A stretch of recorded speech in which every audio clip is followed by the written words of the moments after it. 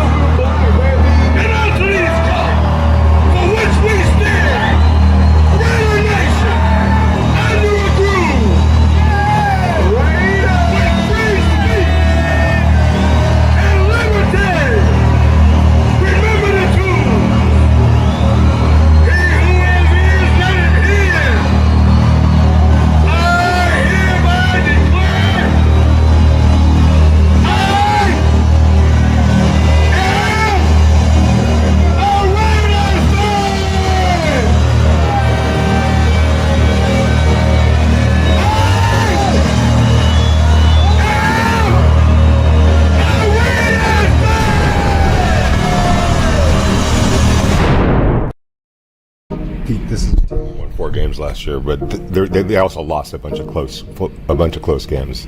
When you looked at the tape, and I know it's going to look different, come training camp OTAs, and it's not going to be the same team. But when you did look at the tape, do you see a starting point, like a foundation of a team that can?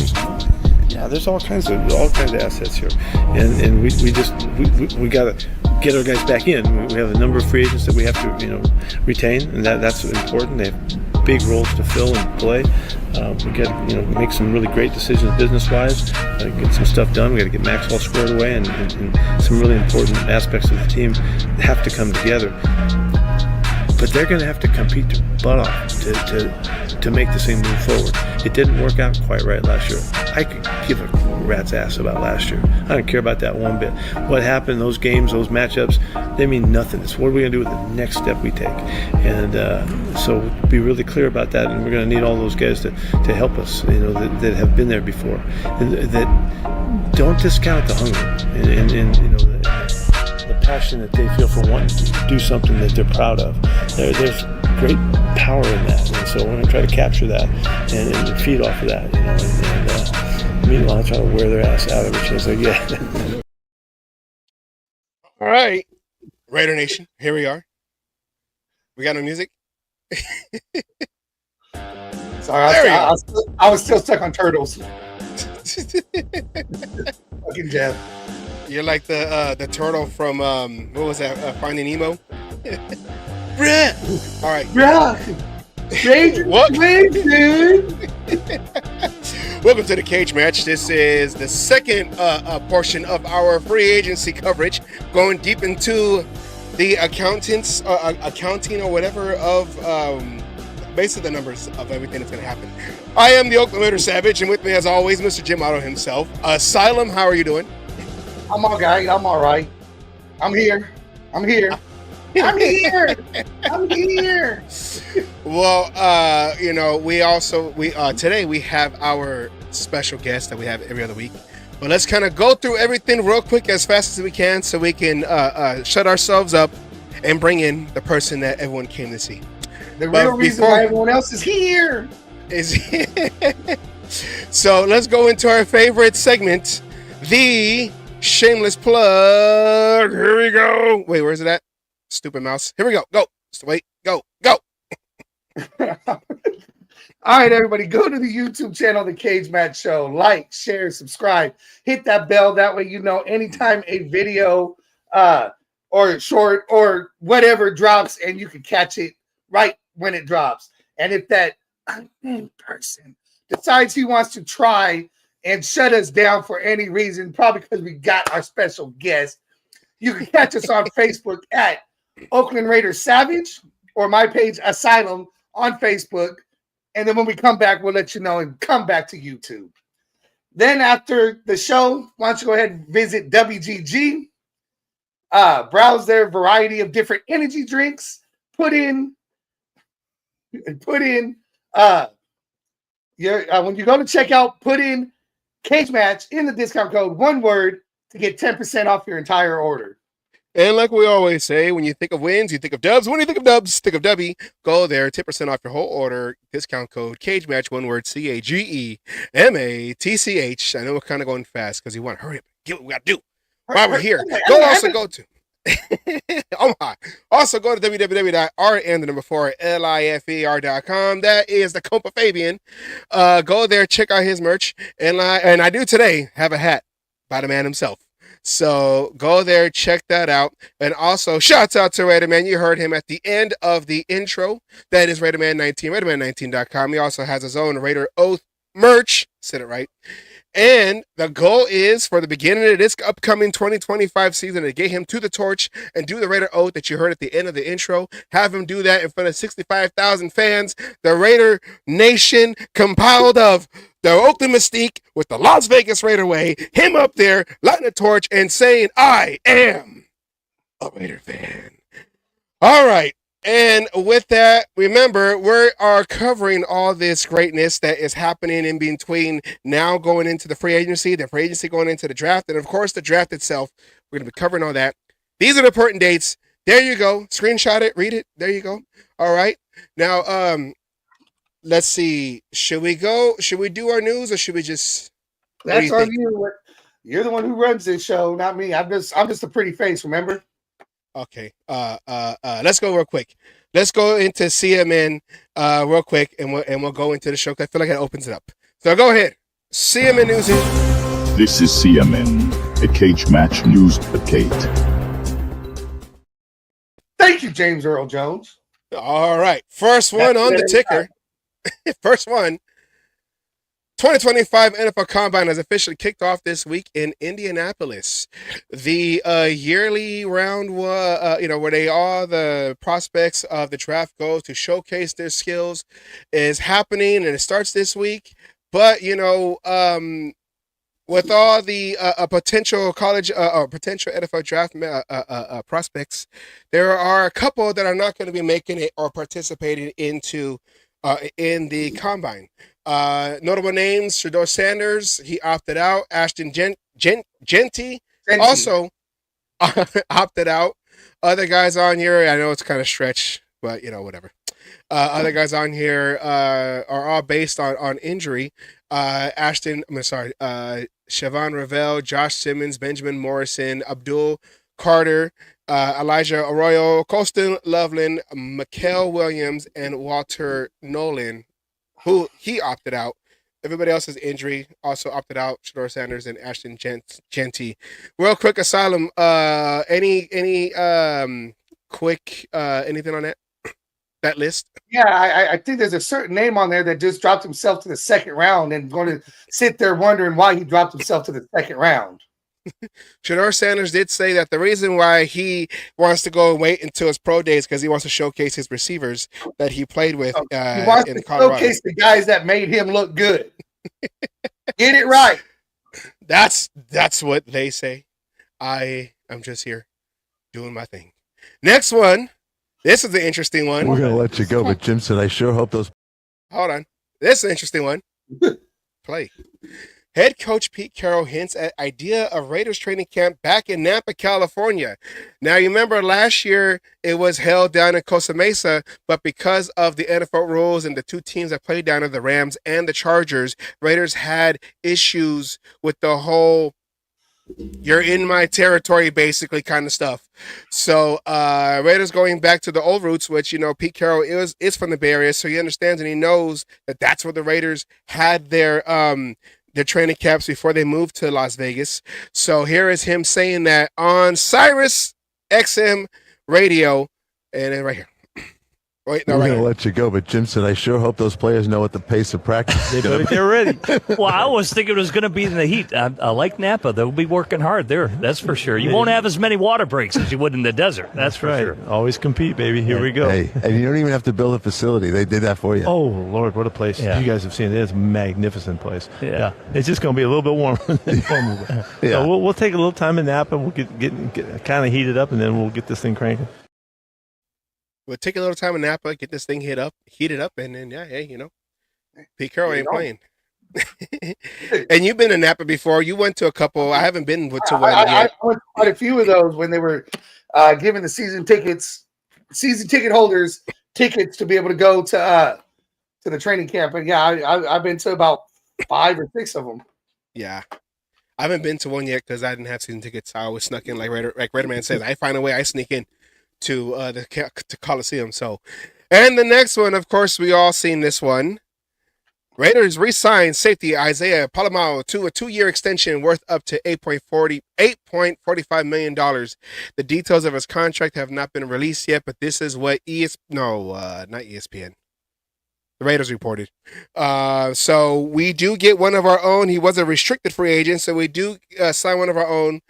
And here is Spy Tech talking about that right there. Yeah, we don't want to let any good players walk out of our building, especially young players. And Isaiah was a guy that, given an opportunity last year when Marcus got hurt, really stepped up and played well. And I think there's you got to give a lot of respect to a young kid that's, you know, undrafted and has a chance to get thrust into the starting lineup. And next thing you know, he's playing at a good level. And we noticed it in Tampa. And talking to the coaches, PG, that was here, thought he was critical. I spent some time talking to a couple of the other players in the locker room, and they had a lot of really positive things to say about him. And I think for Isaiah and for the Raiders, it made a lot of sense to do this deal, and hopefully this is just a starting point for him. So, yeah, right there, he said he's not going to let any good players out the building, and there are a couple of them that we have to re-sign. Keep an eye on. Yep. Or yeah, you know, so or keep that eye on. Remember, we only one eye to keep on them. We wear the patch. And with that, the defensive player being. Oh, go ahead. Sorry. I thought you were going somewhere else. Go ahead. Finish what you're saying. No. Go ahead. Real quick. Go ahead. No, I just wanted about what I've seen in the comments and everything. You know, I got a lot of shit when I was on Jeff's show about hyping our boy, you know, AOC, you know, Team Ramrod, saying, oh, he's not a fit for Chip Kelly's offense and da-da-da-da. But as we see in the chat, all this talk about Matthew Stafford, as far as I understand, him and O'Connell are the same style quarterbacks. So if you're wanting Stafford, then what's wrong with AOC?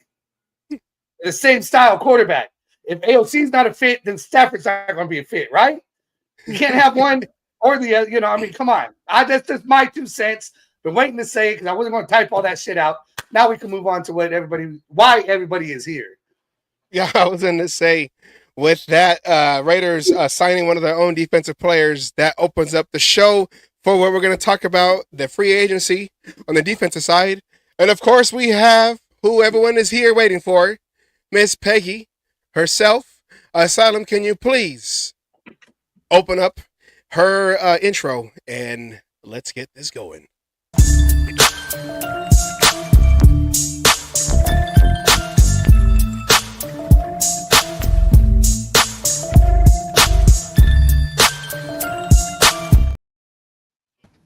Oh, where'd he go? Hello, everybody, and greetings to all of you that were out at the CTA dinner this weekend. I know it was a blast. The first time it's been back in about 5 years.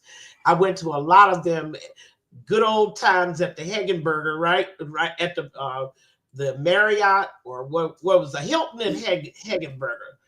But it's the first time it's back, and this is a tradition they need to start up again. Hey, soccer, we saw Max getting all the praise that day, right? Yeah. And it fits in with what you guys are talking about and what Spy Tech was talking about, getting all his good guys back in the building. I'm scratching my head. Why do we have to get a guy that's already under contract back in the building? You want to take this, Asylum? Please.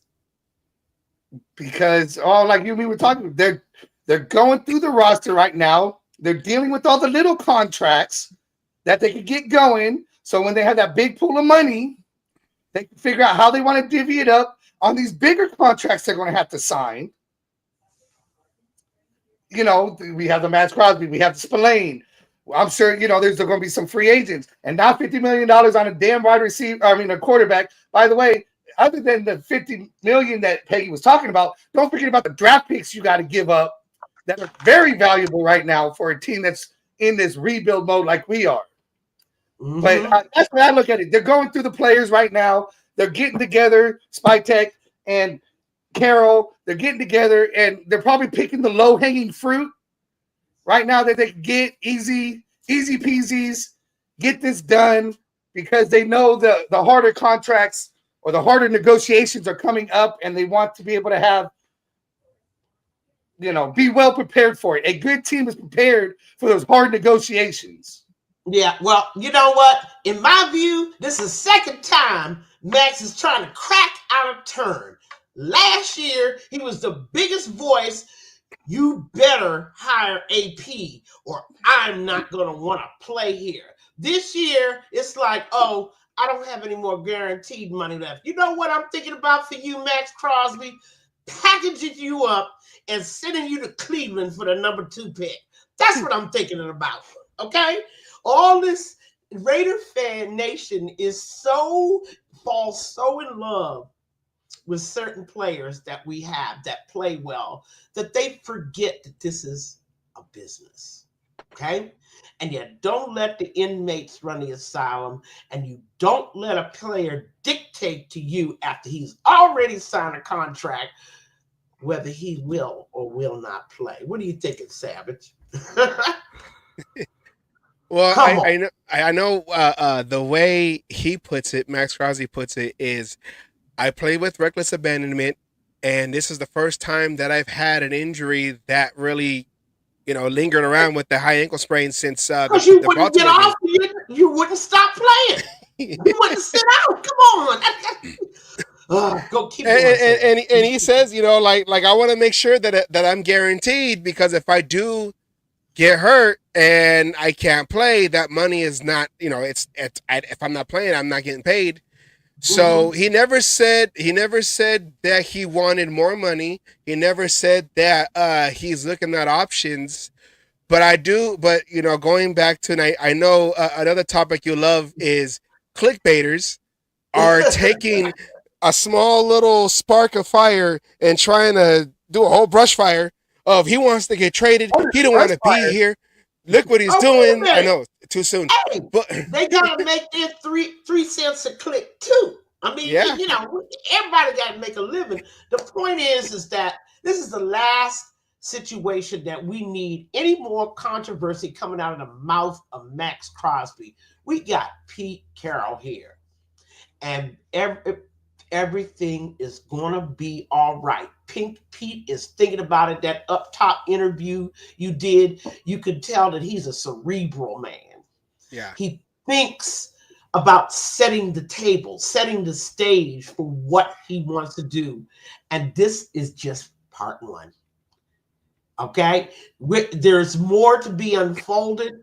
I know you guys want to talk about the defensive side of the ball, and it's great. The biggest thing that happened on defense is we got Patrick Graham back. Yes. Yes. That's no doubt number 1. And the consistent one, at least we have some consistency, which you and me were begging for when it came to this whole coaching and all this. We wanted to try to keep some kind of consistency, and we finally got it in small. I'll take small consistencies. At least we're going to know what kind of defense we're going to run, what kind of players we need to get, and who we really can and can't and don't need as far as keeping free agents and not. Right. And of course, guys, we talked about it before we got on the air. Our biggest re-sign is Spillane. Yeah. And that's because of the type of defense that Graham plays. Okay. Those 2 linebackers in the middle, and that Spillane did so much, and I hope it didn't go unnoticed, guys. Spillane was not only playing his position, but he was playing Diablo's too. Okay, let's just call it like it is. Spillane was out there trying to quarterback that defense, and especially after Epps went out. Okay. Yes. But, the physical toll on him, and I'm thinking to myself, I hope this doesn't turn him off to, really wanting to be back here. What are y'all thinking? I don't think it does. You go ahead, Savage. No, I was going to say that probably the one team that would outbid to get Spilling would be Buffalo, but that's all I was going to say. Go ahead, Solemn. I was going to say, I think, he loves the team. Everything he's done, with this team and gone, this is the one team that gave him a chance. He wasn't starting with the Steelers. He kind of showcased. He came here as a starter. And, with the fact of having that surgery and playing the same week of the surgery, when doctors and coaches said, no, we don't want you to play. You don't need to play. Mm-hmm. And he said, no, I'm going out there and I'm playing this goddamn game. Right.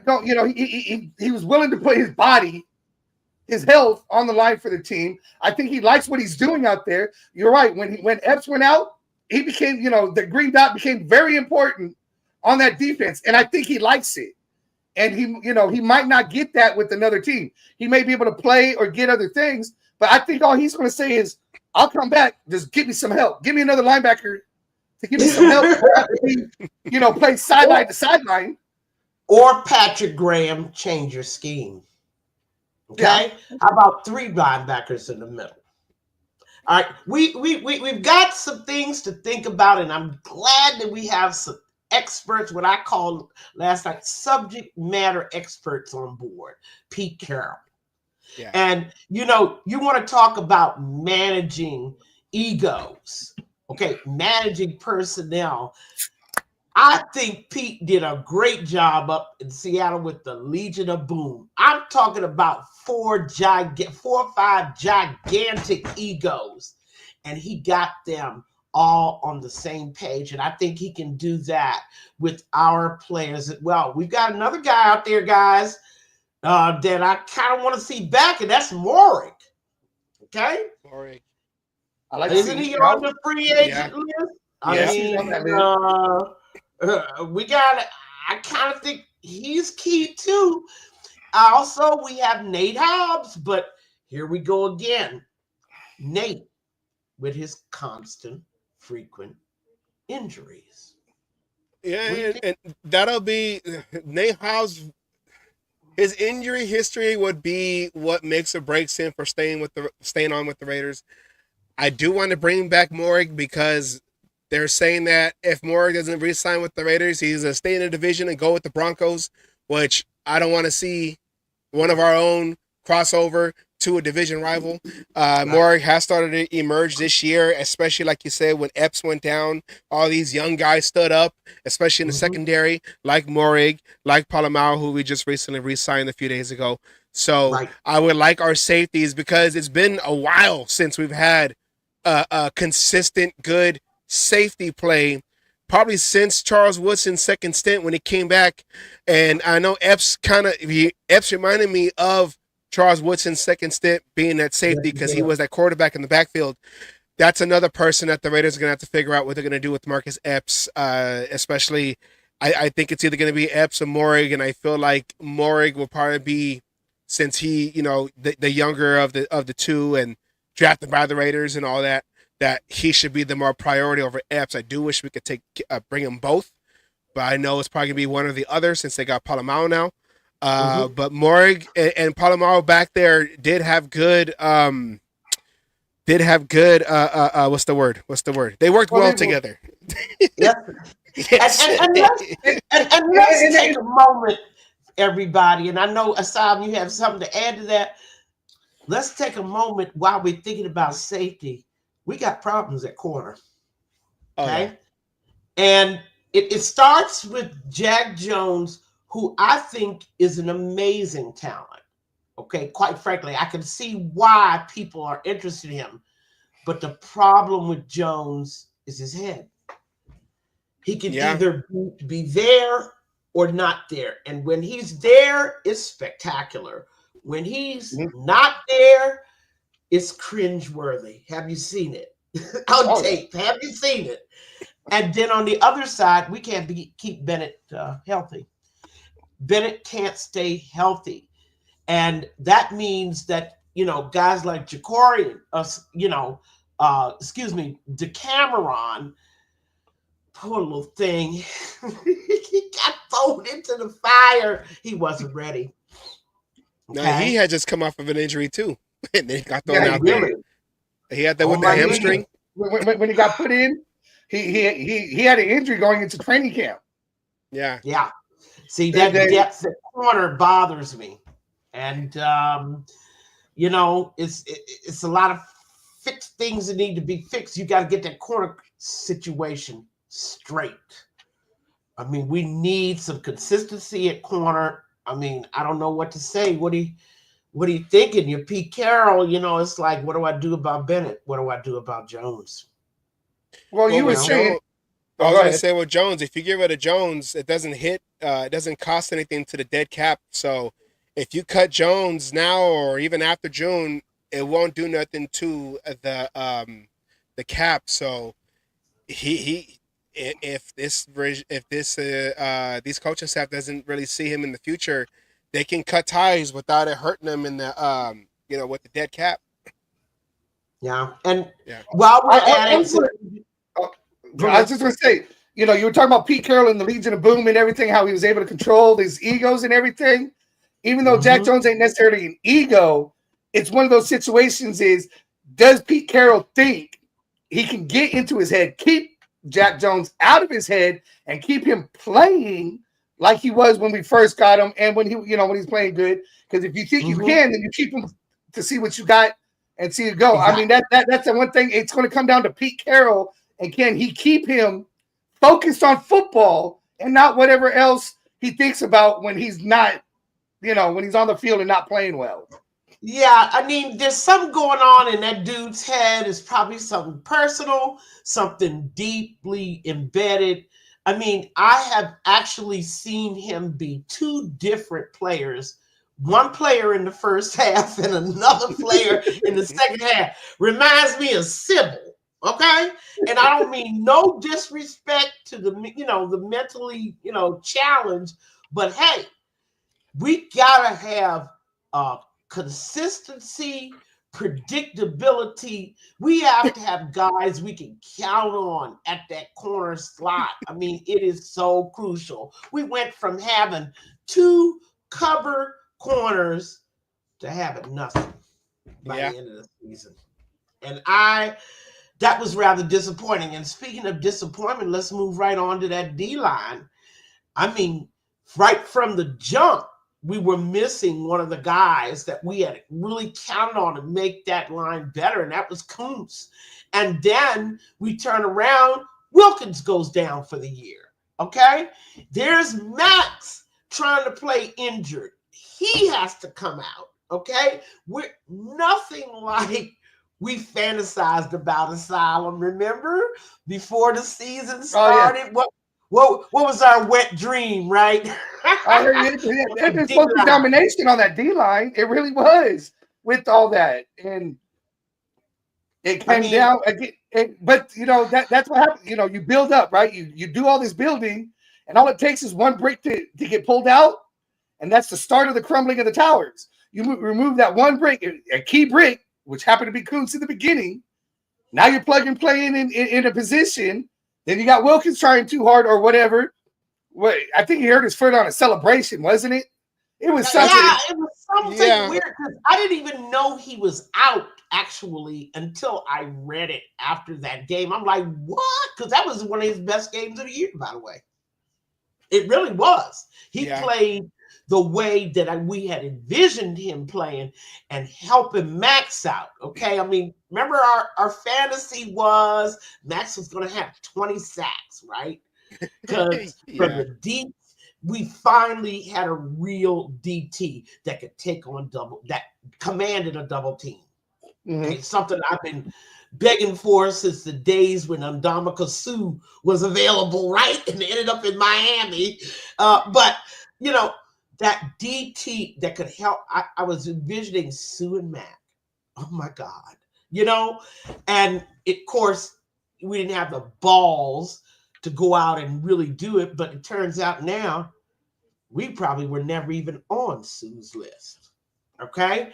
And that's something that let's throw up that list of free agents on that D line, because I think there's a lot of decisions that have to be made, you know, and there's your free agent list. But on our D line, I think there's something like 3-4 guys that we have to make decisions on. Jack Jenkins. On our D line, Butler, both Jenkins, Butlers, right? The other Butler is he still got 1 year, I think. The other Butler. No, Matthew Butler. He's an exclusive rights, so Raiders have control of that contract. We've got some free agents on that D line that we're going to have to look at. Do we want to bring them back? Of course, I was very pleased with the play of Chason last year. Yes. And he's only 25. Okay. Yes. I don't know why it didn't work out with him elsewhere, but I think he can play, guys. What are you thinking?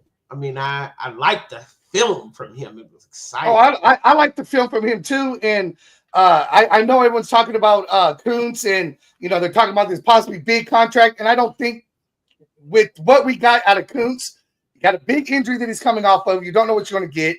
You only had half of a season, and that was after AP took over out of Kuntz, you know, film-wise. And then yet you have probably about the same amount of games out of Chason going, and you can get Chason for a lot cheaper. I say let Kuntz walk, keep Chason. And you know, it's one of those things where it's such an infant stage here that we have, man. We're at the very beginning, and it's great that Patrick Graham is here because he knows these guys. Yeah. I mean, he's sitting there at the table with Pete, and they're going over guy by guy and who keep, where do we go out. Now, the next question is, guys, we know we need a linebacker. Yeah. Do we draft or go free agency? Okay. That's a question. And that's my answer. Out there. Draft or go free agency for linebackers? Both. Remember, you only need 2. but you get that young guy to be able to build up and bring in. You get maybe one of these bigger names, you know, whatever, for a short term. That gap, I say both. If you got it, if there's one in the draft that you just can't pass up at that spot that you're at, then I say you draft them. Okay. I mean, but you still get one, but you still need to get one in free agency, because I don't think they're keeping Divine Diablo, and you got to find his replacement. But what about Eichenberg? Well, I mean, he's never been healthy enough. He's never been healthy enough. And he plays the same position as Spillane. So he's the rotational piece with Spillane right now. Right. I'm looking at a lot of young guys on that list. I'm very excited. I mean, these guys are in their mid-20s. I mean, I think, you know, these are linebackers we could go over, but we definitely need to upgrade if we're going to re-sign Spillane. And that should be the plan, to re-sign Spillane and go out in that free agent market. And then maybe at a later round draft. Now, guys, I want to switch gears because, you know, my time is so many things I always want to talk to y'all about, since I only see you every 2 weeks. But I want to talk about that first round. This is the hardest. I do mock draft every year, and I always have the Raiders. This is the hardest mock draft I have ever had. And the problem is, what do I do at 6? And I could, like I told you, package up Max Crosby with number 6 and maybe 73 and beg the Cleveland Browns for number 2. Or I can just sit at 6 and wait. Wait for the phone to ring, or maybe wait for a good quarterback who's gonna be there. Okay, they don't talk about the other quarterbacks. Talk to me, Asylum, about the other quarterbacks other than Shador, Cam. Well, you said the phone call. I'm hoping for the phone call so you can trade back, because I think majority of those other quarterbacks are going to be there in the second round. You think so? Okay. I think so. I mean, everyone's stuck on the 2. I know. Actually, Shador is probably dropping. Like I say, he might, with the way he's going about things, might drop into the second round by himself, all because of his own doing. But being said, again, I'm on the team Ramrod. I'm all for drafting a quarterback in the second or third round, depending on the situation. In the things going. I don't want to use a first round draft pick on a quarterback. We have other positional needs that we at 6 could get somebody who could fill in as a starter. And so if I can't trade back, the last thing I want to do is get a quarterback at 6. Yeah, and I want to caution people when they're talking about drafting the phenom, that rarely happens. Most young players have to play into their positions. You don't get a Brock Bowers except very generationally, okay? You don't get a guy that comes instantly ready to step in as a starter and contribute and be a part of it. It just doesn't happen regularly. So what are you thinking about using 6 on the side? What are you thinking about? Number 6 pick. If you keep number 6, I mean, I'm either going. I know Carter's probably not going to be there, but I'm looking at maybe somebody fill in one of those spots on the defensive line, or a cornerback. Maybe an offensive lineman, depending on how the draft has gone at that point. Nah, but I'm not interested in waiting for my O-line to be a developing situation. It's got to improve immediately. And that's only free agency. But keep going. I mean, do you go BPA? What if Junty is the best guy on the board? I mean, yeah, I go BPA in that particular position. If we're stuck at 6, nobody's called, everything going, I'm gonna go with BPA. Yeah, and that could be, if you don't pick a quarterback first round, you think people live with a D line. I understand the draft is rich in interior linemen. Is this true? Yeah. Well, I thought I had a graphic, but that's what I'm looking for. Well, I just feel like I thought I know I was making one. I don't know if I did make it yet. But what I was gonna say is I feel like this is last year all over again, which we have to wait to see what the other guys do first, because I believe that if Penix was still available at 13, he wouldn't have picked Penix. Nope, he wouldn't have been there. No. Well, that's what they said. They said that about Bowers too, and I forgot. Minnesota was it Minnesota kind of jumped or something, and then Atlanta ended up taking Penix. But I feel like it's the same situation we're going into this year, because now there's only two main quarterbacks, Ward and Sanders, that are. Why do we keep saying that? Why do we keep saying that? Are we programmed by the bait click influencers to say that? Is this true? Is a Riley Leonard and media maniacs start not first round picks? I mean, what are we talking about here? This is what the mainstream media sells us, is that there's only really 2 quarterbacks, 2 main ones, Ward in Miami and Sanders in Buffalo. In Colorado Buffaloes in Colorado, and everybody else is, if you get lucky, you get lucky. It's like everybody else is Bo Nix, not Bo Nix. I mean, yeah, Bo Nix. And I can't buy that. That's not usually where you find most of your gems as quarterbacks. You could find them on any round, to be honest, at any place. I also don't buy into the voodoo crystal ball hype that somebody is a, quote, overreach, unquote. Every pick is in the eye of the beholder. Don't tell me somebody should have dropped down a second round. You don't know that. This is all a guessing game. It's a game. It's an industry. It's a con. Okay? Don't tell me that I reached. Okay? I don't know. This is the guy I want. I didn't reach for anything. Okay? Just because you think he should have gone second round doesn't mean that we're on the same train.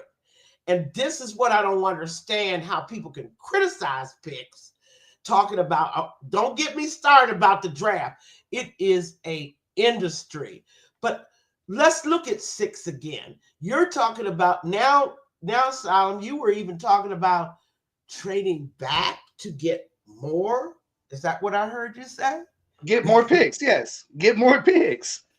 And would those be later round picks or second round picks? If I'm going to give up 6, well, no, I mean it depends. It obviously depends on. See, now that all depends on who's trying to move up and how much they're trying to move up. But you're definitely looking at if you get second, third round picks for sure. I'm not trying to collect 7th rounders. But. But if we get a second rounder or even a third rounder, the top 3 rounds is where a majority of those, what do you want to call it, better prospects are generally getting picked. You get into the 4th round, you have gems in the 4th round. You got Max Crosby, you go what is it, the 6th round when Brady, when Brady was picked, you're always going to be able to find some kind of a gem in the later round. I mean, that's why when I hear these voodoo crystal ball draft gurus telling me, oh, this guy's a 3rd rounder, this guy shouldn't go any higher than 2nd rounder, and anybody that picks him higher than that is a fool. I don't get with that. All right, a pick is a pick, and we all know what makes or break a draft pick. Who picks them? Yeah. The team Coaching. that picks them. That's right. The team that picks him makes or breaks whether he's good or not. Some guys have gotten drafted, and we'll never know if they were any good, will we? Especially for the Raiders. We'll never know whether these guys were any good because they weren't well coached. And that's where it goes back to when it comes to the Raiders is, even though we have our needs or what, we always pick some random no-namer that throws off the whole draft. Even the people covering the draft, wow, they really they could have waited to the 5th round to get that guy. We all remember Leatherwood and all those guys. I mean, the year we picked DJ Hayden, for example, that was just shocking. Even more shocking. Remember the year that this is all under Reggie McKenzie, because McKenzie never ceased to amaze me where he pulled. Remember the safety that he picked? Carl Joseph. Carl Joseph? Carl Joseph. Remember? He was our 1st round pick. First thing I said, I gotta have a safety that's 5'9". I couldn't understand. Then, right, what did Reggie do? Turn right around 1st round, and you gotta give Reggie credit. He kept going back to the draft to get secondary, but then he turned around and picked the guy. What's the guy that ended up in Houston and finally out of the NFL? 1st rounder. Same year he picked Obi 2nd round, who played all of 3 games for us. I know who that is too, because they traded him to wasn't that CJ? Wasn't that DJ Hayden? No. It was another pick because the guy had legal problems. I remember all the details about him. Yes, he had can't remember his name with some woman, and Reggie said, this is our guy. And Jason Downs says Conley. Was it Conley? Yes. Conley, that's it. Thank you, Gary and Conley. That's it. Jason Downs. Wait a minute. Who introduced the term to me? Shin splits. I never see. That's the kind of luck we've been having, and I really thought that having Telesco was going to change that luck. Okay. And I didn't think Ziegler did a bad job either. No, I don't. I like Ziegler's picks. I like Ziegler. I wish, if it wasn't a package deal, there's a chance he might have still been there last year. But then I like Telesco. I mean, you go off of Telesco. I mean, he killed the first 3 rounds. And I mean, let alone, this is the first time with Brock Bowers in the first round, the Raiders have done good with the pick in how many years? Over 20 years. It's been over the 20 years that everyone's been complaining about. Hey, guys out there, y'all remember the hush that went over the room when we picked Cleveland Farrell. Yeah. And everybody said, why didn't you get Wilkerson? the guy that he played. It was so mystifying. But look, we've had our share of first round whiffs. Yes. Right? 2023, there's Carter sitting right there. Was it 2023? Yes. Carter is sitting right there. And knowing how bad we needed a defensive tackle that really, really commanded that middle of the line. And we whiffed. We went right past him. But I know everyone says that, and Carter had off-field issues coming out of college. Yeah. But my question is, but you just said it there. Were we the right team, and did we have the right coaches that Carter could have succeeded with the Raiders like he did with the Eagles?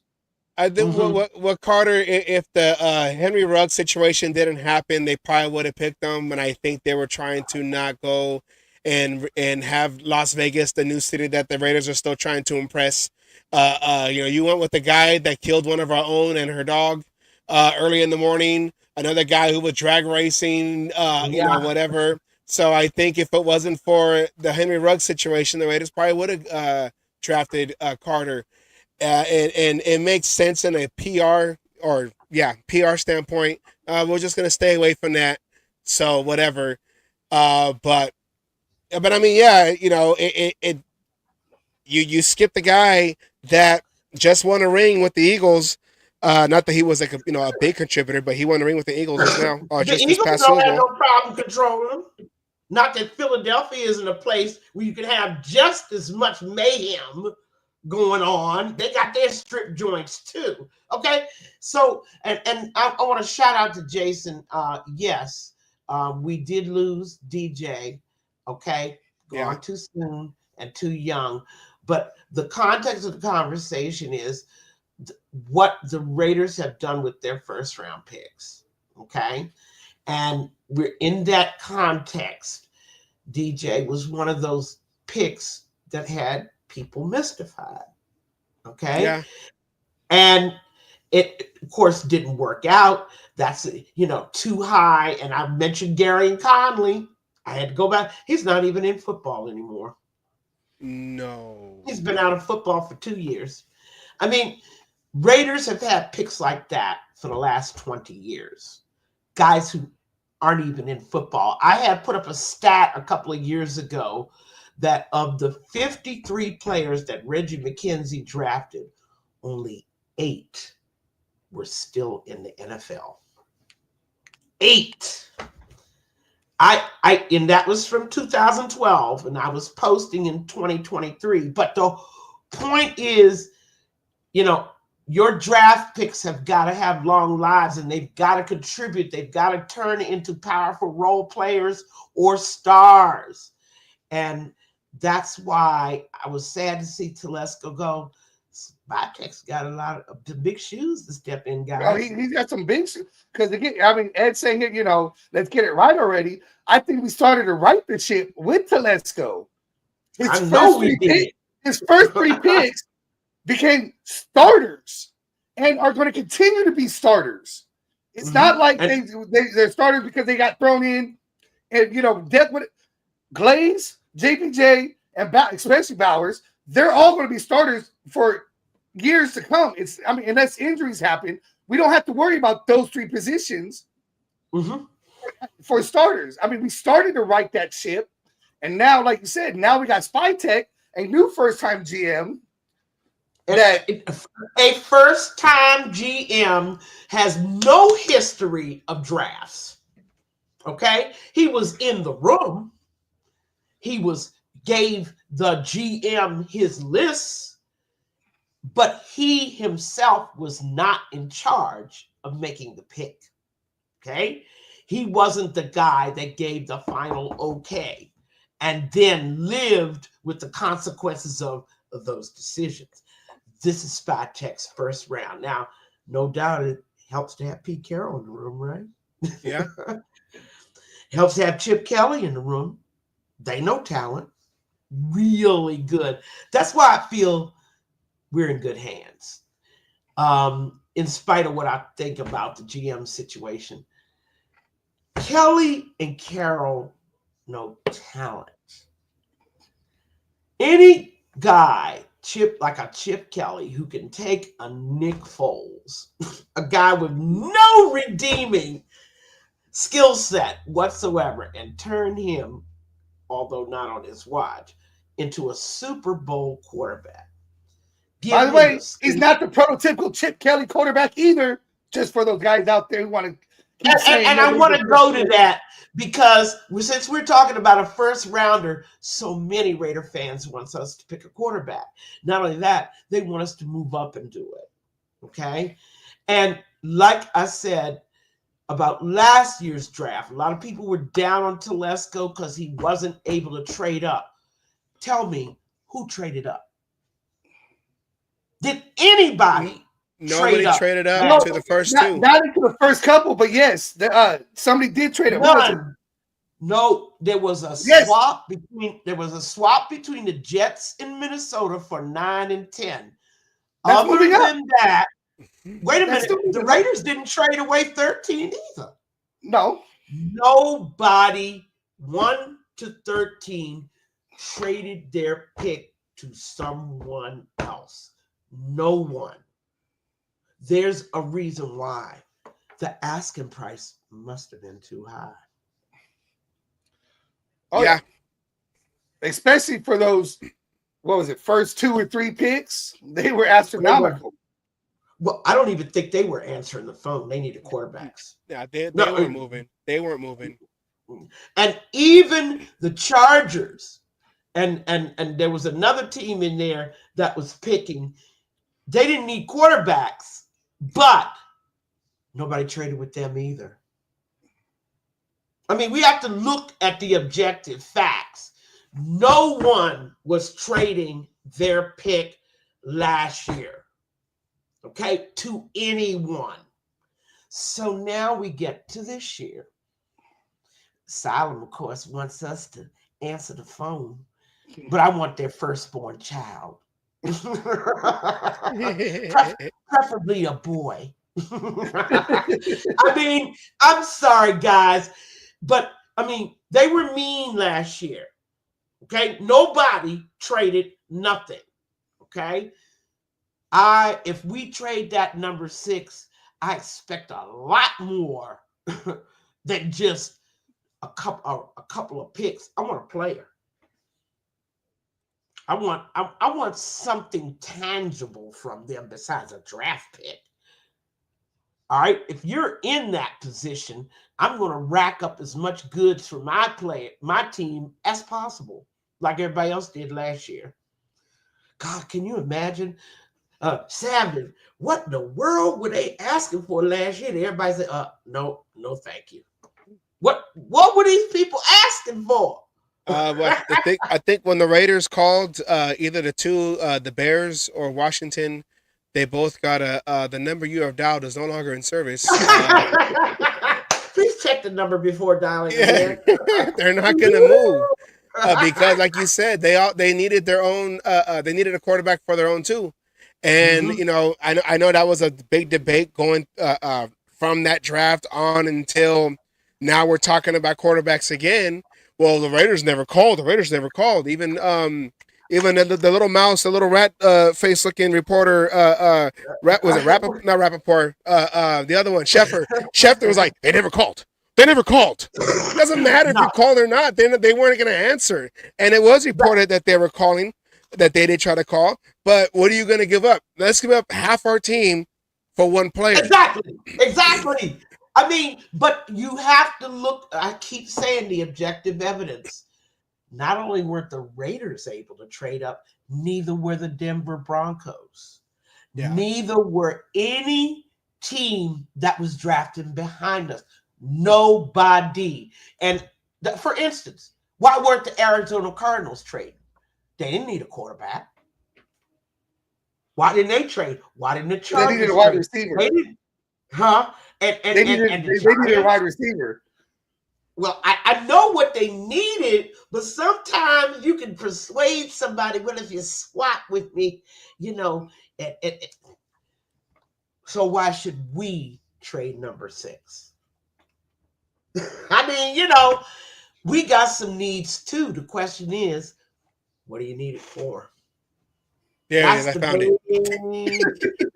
There it is.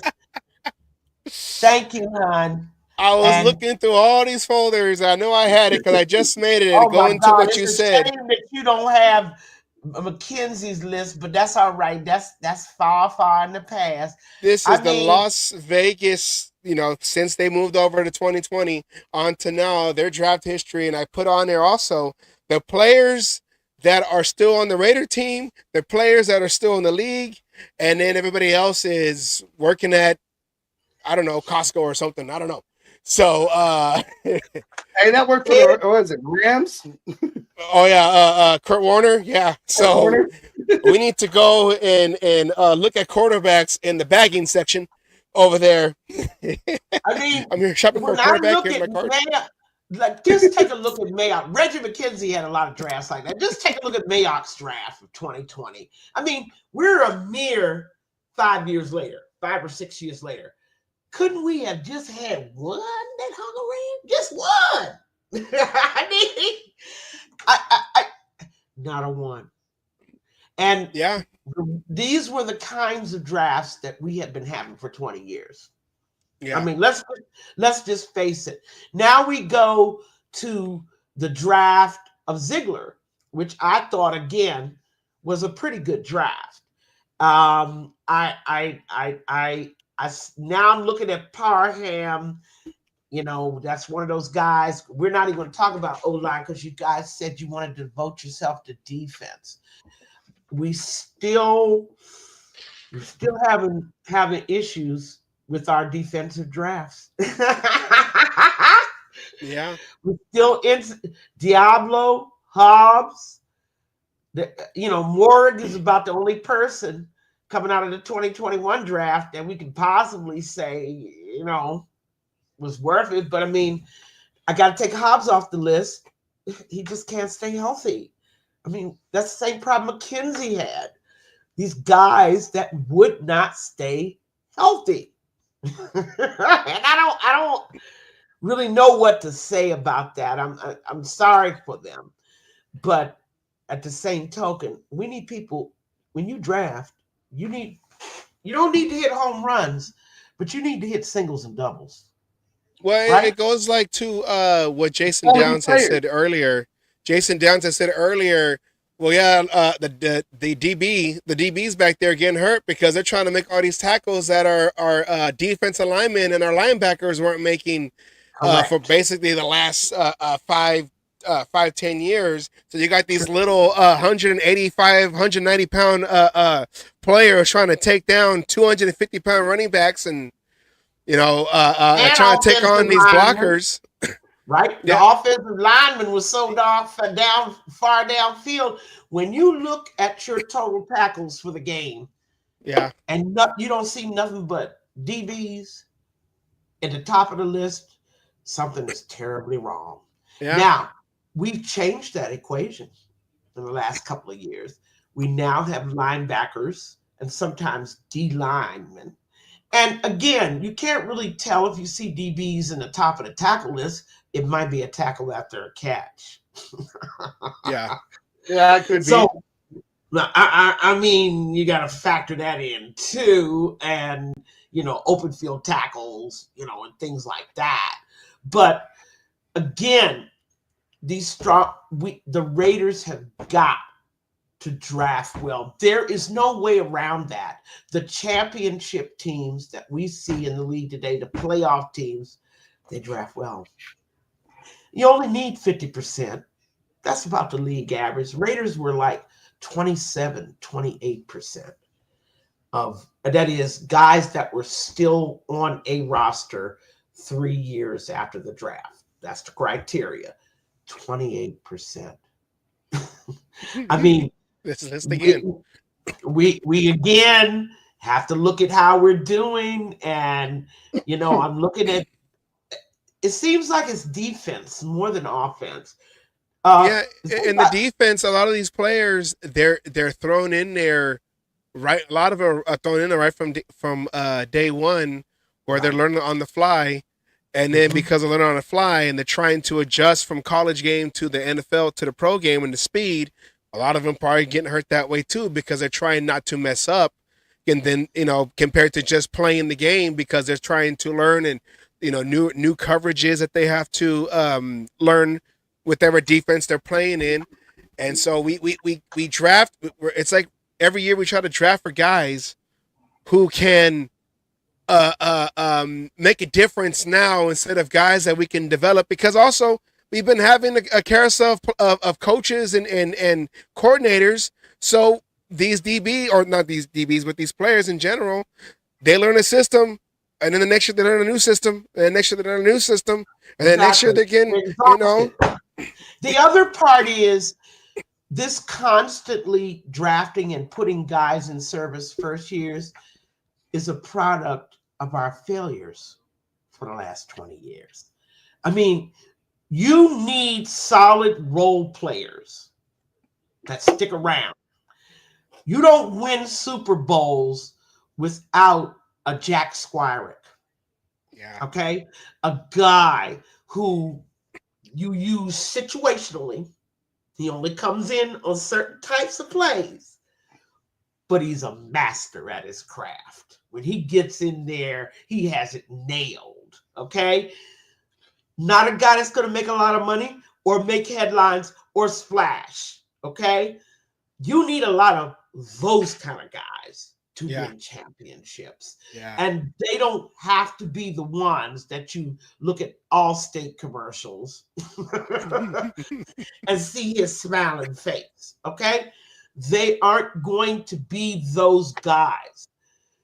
Those guys, those role players that people often overlook. But I'm going to tell you, you don't win championships without them. I mean, those little utility men, the Otis Sistrunks of the world, okay? Those guys who are just masterful at what they do when they're asked to do it. The Raiders have been, unfortunately, in the last 20 years, forced to play these guys too early because we just haven't drafted any of those kind of guys. You know what I'm saying? And if we drafted them, we didn't know we did, and we let them go, or they never got to develop because of our poor coaching. And like y'all said, that carousel over and over again of coaching, in and out, new system, new system, new system. And that is the reason why anybody who's talking about AOC, and this is going to be my final word, doesn't know what they're talking about from a football point of view. You cannot properly evaluate any player on that offense in light of the constant changes in offense coordinator, offensive system, offensive players. You have no idea whether A or C is your guy or not. You haven't even been able to see his skill set. You think you have, but you have not seen his skill set. Why? Because the plays didn't call for it to be used. Okay? You have to get him with a master like Chip Kelly. Let Chip look at the film. Okay? Let Chip tell us that AOC is not the guy. Because we don't know. We cannot possibly know. And you can't judge it just because he had empty field in front of him and he didn't run. Maybe that was what he was coached to do. Okay? Yeah. Let Chip tell us whether AOC is this guy, whether we need to go into draft and draft a quarterback, whether we need to go into free agency and buy one. Okay? And with that, I gotta leave, guys. But I'm hoping we'll see each other in 2 weeks and we'll have more signings. Yeah, right? 2 weeks. That will be the day where was it open signings are going on. So you'll be coming on when all the breaking news will just have happened. Another big news day is going to be a Peggy Wednesday. You know it is, and I hope the lead off, like I said last night, is we went in and kidnapped Quentin Nelson from Indianapolis and kidnapped Becton from the Eagles and dragged them to Las Vegas, okay, to be our gods. I understand. I mean, and then on top of it off, on the next plane arrives a drug DK Metcalf. Don't know where he is, but he's a Raider now too. Okay, and we'll talk about all of that in a couple of weeks. Okay. Oh yeah. Yes. All right. All right, Miss Peggy. Thank you for coming on, and we always appreciate you on the show. Okay. Bye bye. Outward or intro, or outward or outro.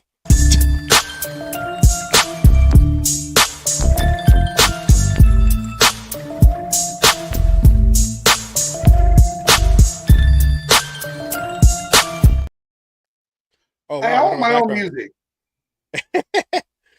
Everyone else, you have your own music. What's my music? You have your own music. I am a Raiders fan. That's my music. That's my intro. Your intro. You have, well, you got your own segment where you have your own music. The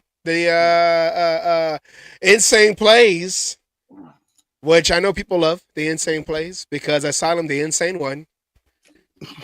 You got to go and anoint more crazy people, more crazy plays during the season.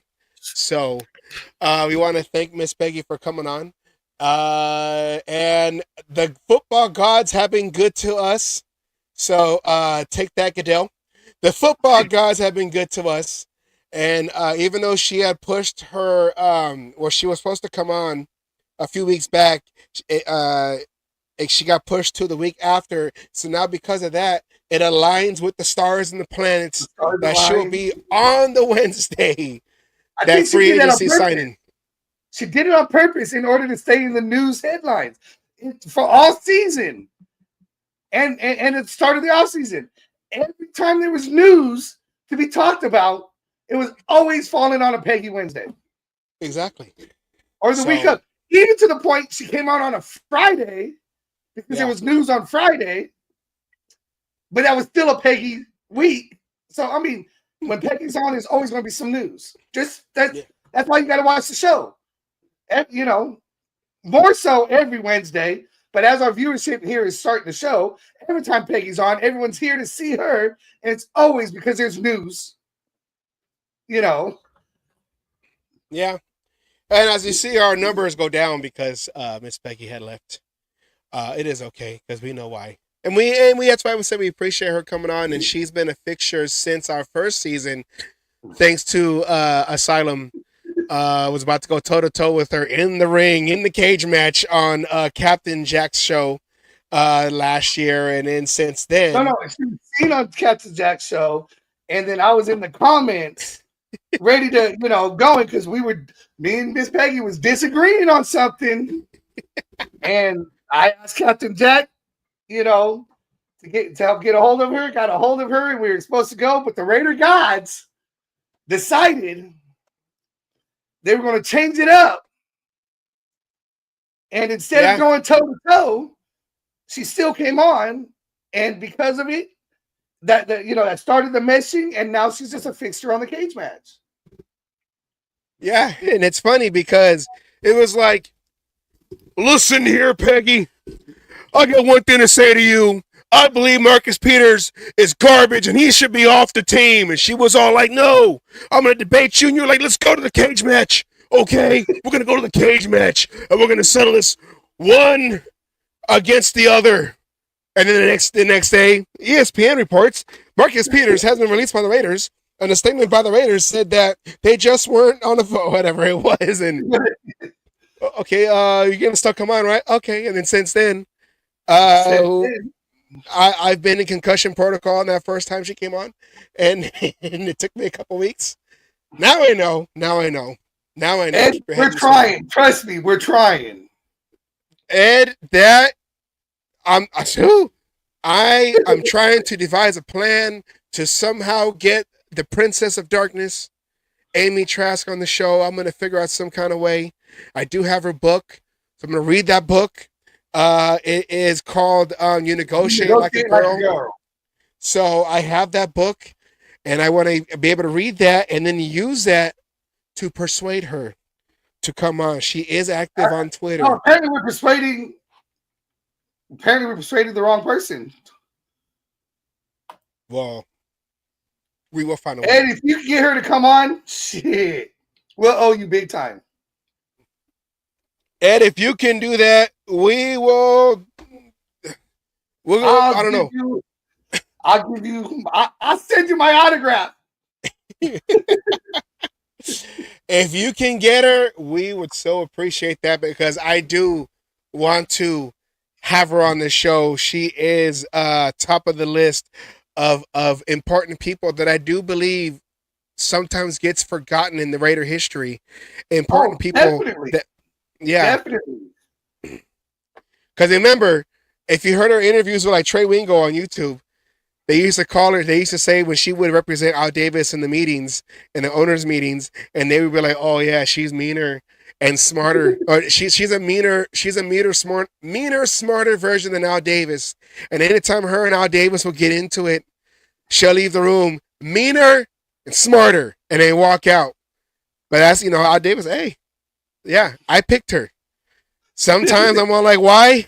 She gets on my nerves, but then I realize why. Because she don't hold back like me. Al Davis, So, hey, Ed,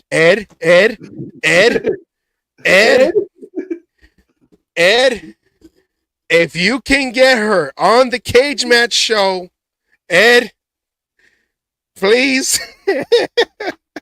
I don't know. We got some free merch, whatever. I don't know. We got some few stuff, but if you can, we would appreciate that 100%. And yeah. I mean, Ed, hit me up, DM me, find me on Facebook. We'll talk. We'll see what we could do. You know, she'll be perfect. If you could help, I've been trying. Savage has been on me about it. I've been trying everything I can. So, if we get that to happen, we would love for that to happen. I seen that on Twitter a lot. Where she'll talk about that she's tough, but she loves her ice cream. So I keep seeing her, and I'm all like, it's like Amy Trask. It's like trying to figure out a way to ask out that girl in school. You're like, okay, do I just show up in front of her? Oh, hey, look. Coincidentally, I can't say words right now, but coincidentally, I was trying to sound all perfect. Basically, that's me trying to talk to her. What are you trying to say? Hi. Which on Twitter, you got to make sure you say hi, because she'll be like, oh, and hi. So, yeah, no, I watch, and I'm trying to figure out a plan to try to hey, we would love you on the show. See what, share some knowledge of how you used to do things with Al Davis, because, she was right there. First female CEO of an NFL professional team, So, I'm your density. My sister. With the Back to the Future reference. I'm your density. I mean your destiny. Yeah, I was the McFly. But all right, let's go on. Back on topic. back on topic to our 11 people still watching. I appreciate you. Let's go into the next one. Asylum. Let's go. Speaking of earlier, we were talking about Max Crosby. So let's start our new segment right there on the Peggy's perspective. I know which one you want. Yes. Ready? Let's go into that one. Yes. This is incredible. They got the guards in the backfield. They got the center to the right. And the quarterback isn't even there. They're standing around, butts. Oh, yeah. Overhyped news. And because of everyone talking about Max Crosby and his contract, Max Crosby wants to get traded, Max Crosby to the Packers, Max Crosby to the Niners, Max Crosby to here, Max Crosby to there. To the Bills, to the Lions. No, actually, the Lions has been the biggest one. Yeah, Max Crosby to Mars, Max Crosby to Jupiter, Max Crosby to Uranus. Max Crosby to Pluto. It's still a planet. I don't care what anybody else has to say. It is. My sister loved that. It is an expansion planet. Okay, Pluto is an expansion planet. Pluto is the Texans of the NFL. I'm just joking because they went to the playoffs and we didn't. All right, let's go into with John Spytek. John Spytek. I'll have you. John Spytek. Right. Talking about Max Crosby at the combine yesterday. So let's go into that right now. Here we go. The guaranteed money is out of his contract. So that may be coming to a head. Is that something that you feel like is going to get done here fairly soon? What are any of the discussions, the tone of the discussions? I don't want to make any predictions or speak too much about that. I just would say I have an immense amount of respect for Max. Number one, the way he plays the game, the passion he plays with. This is what Pete and I have talked about. I mean, we want that to be what a Raider looks like, and he's a great shining example of that too. And he's also a really skilled and talented player on top of it too. So, I envision Max being a Raider for a long time here, and I think that's what he wants too. And we'll go forward with that in mind.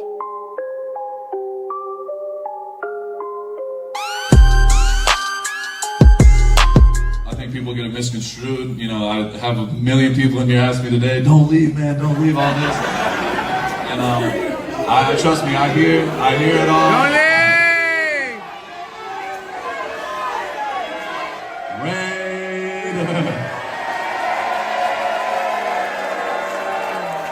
But anyway, I hear it all the time. People always, have something to say. People like to spin their own narrative and say certain things about myself. And honestly, I look at it as a compliment. Without, the hard work, the dedication, the sacrifice on a daily basis, I wouldn't be in a position, that I'm in today. So all the rumors, all that stuff, I just let it go because I know what I'm doing on a daily basis. I'm working my ass off. I'm 10 weeks out, 10 weeks out of surgery. I'm finally out the boot, so I'm able to move a little bit better. And I love being told that I can't do anything. I hear that, he's getting injuries now. He's had 6 surgeries, all these things. People have not seen the best version of myself. I promise you that. And we got some motherfucking Super Bowls to win, so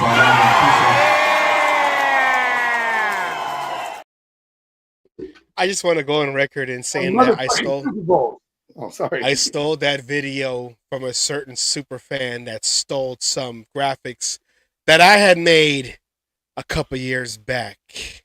I know who. If you know, you know. And I ain't mucking around right now, okay? Anyways, that was your hint. All right, right there. You seen we did the little from one to another segment right there. Spy Tech talking about that, they're not trying to let players out the building, and they're gonna get that taken care of. And then Max Crosby, you can tell that he doesn't want to leave the Raiders. He loves the Raiders. He loves the Raider Nation. It wasn't said on this speech, but he always references guys like Michael Jordan before his second retirement, because then he went to the Wizards, but that don't count. Michael Jordan with the Bulls, and then Kobe Bryant with the Lakers. That's okay. I know. See, we're getting all thrown off with this whole Bills and Panthers and all these other teams. But Max Crosby right there being honored. That was at the Commitment to Excellence Award night that Miss Peggy was talking about earlier.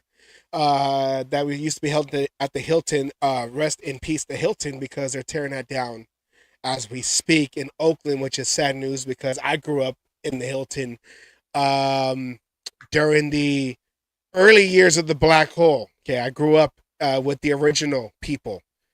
They were 2 blocks away from me. My dad's and my mom's friends from high school that started in the East Bay. But you can tell that he doesn't want to go nowhere. And I know, everyone's saying, well, Max Crosby just come out and say you want to be here. And he has said it, but I think people want him to like pound the table and put your foot down and saying, I'm trying to be here. I want to be here. It's just all about the contract. Now, like you had said, Asylum, you said many times on the show, I'm paraphrasing of what you said. I've never heard him say, I want more money. He said, I just want my year's guaranteed money. So he's not saying, let me break the bank because so-and-so is going to break the bank and this and that. He just said, I want to make sure that my money is guaranteed because of the way I play and the way that I go all out, and I'm not trying to be taken off the field. I am trying to do everything I can to make this team better. And for someone who's played like that and looking at these numbers, especially his defensive snaps throughout his career, he does not come off the field. This was his first year where he had a significant injury that lingered through the season since that Raven game, which was week 2, I believe week 2. Yes, I believe it happened in week 2. You're right. Yes, where it made him miss a game. That not the Panther game, the Browns game. The Browns game would have made him miss one game out of, in his career, his first game ever being inactive because of injury, and then eventually him not playing the last 4 games of that season. So I understand and I get it, and spit it out. It's just one of those. It's one of those things that where people take what they can and try to run with it to make. Well, they try to spin their own narrative. Yes, they're trying to spin their own narrative with it. And Max Crosby is one of those guys. I'm going to say it like this: Max Crosby is one of those guys. Listen to what he's saying, because Max Crosby's not sugarcoating anything. If he wanted to be traded, if he wanted more money, he would be saying that. So listen to the words he's saying. Actually, listen to what he's saying, and you're going to find out exactly where he stands. With everything. He's not a Devontae Adams and saying what he needs to say because it's the politically correct thing to say. I don't want to piss off anybody, so I'm a Raider. And no, Max Crosby's saying exactly how he feels. You got to take, you have some people, yes, you have to read between the lines of what they're saying. Max Crosby's not that person. Listen to the words that are actually coming out of his mouth and then take those words for what they are. That's what Max Crosby is going. Like you said, I've been saying, plain and simple. He just wants guaranteed money. If you guarantee the rest of his contract, I bet you don't hear another word out of his fucking mouth. Yeah. Now, the rumor is he's going to get an extension and become, I don't want to say that one of the highest, but he's going to get a significant extension, which they're going to put guaranteed money into the next year. So what they're going to do is probably give him another 3 or 4 years, more money, whatever it's going to fucking be, per year. And he's going to get guaranteed. And that guarantee is going to transfer into this year. So that guarantee is going to get stretched out over 2 more years, which in turn probably helps the Raiders salary cap situation down the road. Just maybe not, here early. But that's the only words you've heard him say. He fought for AP. He never said he wanted to be traded. All he said was that he would have to explore all options. Yeah. Did he put the hint out there that could happen? Yes. But exploring all options. Don't we all do that at work? Don't we have a bad day at work and start fucking exploring all options? Well, maybe I'll switch departments. Maybe I'm going to go here. Maybe I just won't fucking show up tomorrow and show them what it's like if I'm not here. Maybe I'll call in sick for a week. You know, I mean, we all do that at times. I do that every day. The company I was at every day right now. I've had some changes at work, and right now I'm looking at where can I go, what can I do, you know, and go. I mean, I get it, Jeff. I'm with you on that. You know, play out your contract. He never said he won't play out his contract. He never said he was going to hold out. He never said anything. Everyone's just assuming what's going to go. And he never said trade. He never said trade. You know, he was more defiant last year, asking for AP than he was this year. He just said, "I just want guaranteed money." Because I never heard him say. They asked him, "Have you ever thought about going?" Yeah, I thought about it. Like you said, Asylum. I think about. You know what? I'm giving me a different job. I'm gonna go to school. I ain't doing this no more. Oh, I got bills. Never mind. I'm gonna stay here. You know, I mean, it goes. And look, I'll play devil's advocate on this, Jeff. What happens if you make him play out that contract? And it comes time to sign him at the end of the contract. Now you're playing this thing of, you know, everybody, you know, who may want to keep him. Maybe he balls out for those 2 years and everybody's going, maybe he doesn't do shit. I mean, you know, it's you know, it's all what is, but you make him play out that contract. Now that you did that, it's more likely to sign again with you, or is he more likely to explore options and go somewhere else? You know, all these players, Pete Carroll, we talked about this last week. Pete Carroll had somebody on his team, I believe his name it was Chandler, wanted his fucking guaranteed money, wanted his contract extension. They franchise tagged him, and exactly what happened, you know, what he was afraid of happened, and it ended up affecting his career. He didn't play after that. Actually, I don't remember him even playing after that. So, you know, these players, they want to protect themselves and go, and I can't blame them for that. You know, you can trade them. Yeah, trade them. I hope we get, if we do that, I hope we get 3 first-rounders for him. You know, I'm not in love with the player. I'm in love with the product he's been putting on the field. And that's something that you don't want to necessarily lose right now. In a rebuild situation, a leader of the team, that leadership is hard to replace. It's not even the play on the field. It's the leadership. It's the leading by example. Everything else he does behind the scenes, that's going to be the hard thing to replace. And but it's going to be hard to find that player that could do that. And then that goes back to it almost kind of sounds like where Josh Jacobs says, everyone talks about the player being loyal to the team, but how about the team being loyal to the player?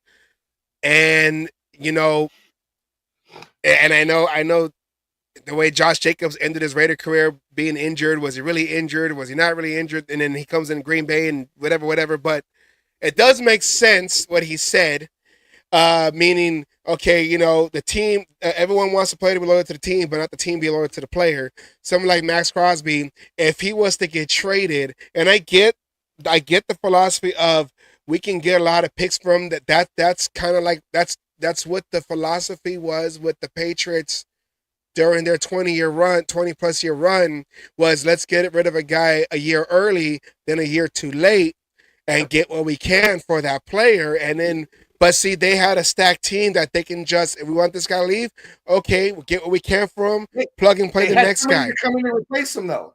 They had that replacement player to fill in. They had that foundation. Yes. There you go. Good word. They had the foundation. You know, I mean, triple word score. You know, and at this point, where we're at this point, we're not at that point. So you have to keep those foundational players that you can right now. You're not even, you know, he's got a few more. I'm not saying giving him a fucking Patrick Mahomes 10-year, 100 and what, or 500 fucking $billion, you know, nothing like that. Again, all I said, you know, I was saying what, you know, it's like going. All I've said is just give him his guarantee the rest of his contract. Just guarantee it. He's already getting paid. All you gotta do is guarantee it, and then you make Max Crosby happy. Yeah. You know, I don't fall in love. I mean, I fall in love with players, but at the same time, again, you know, if a deal's too good to, you know, turn down, you do it. But, you know, Al Davis traded John Gruden for, what was it, 2 first-rounders and 2 second-rounders? You know, 2 whatever. first-rounders, 2 second-rounders, and $8 million to the Buccaneers. We get that kind of shit. But the thing is, you do that kind of shit, you have to be good in the draft to be able to replace a player like that. If you're not good in the draft, which last time I checked, we've only had one good draft in 20-something years. Yeah. You know what I'm saying? So what's the point of getting draft picks for him if you ain't going to fucking be able to pick anybody on either side of the ball? I don't care if it's an offensive player that has that same mentality, that same drive, you know, that could be a offensive Max Crosby. If you can't do that, what's the point of getting it? We had 3 first-round picks one year, and we got Josh Jacobs out of it. 1 pick out of 3 first-rounders. And that was the Khalil Mack from the Trade. Khalil Mack trade, right? Yes, I believe so. Oh yeah, it's the year Khalil before Mack this one. and 2019. We had another trade too, because that's the only way you get 3 first-rounders in the same year. I forgot what the because the Khalil Mack trade happened in John Gruden's first year, of course. We didn't get 2018. first rounder for Amari Cooper, did we? No, I think he was a first rounder, but I don't think we got a first rounder for him when we traded him to the. No, Cowboys. okay, it was. You got 2 people here saying. So okay, maybe it was. So I wouldn't have did it. That's why I was like, no, I wish. But yeah. Okay, so it was Amari Cooper, but okay, I was wrong. Jerry Jones, baby. Jerry Jones. What I'm saying is 3 first rounders, and you only hit on 1 of them.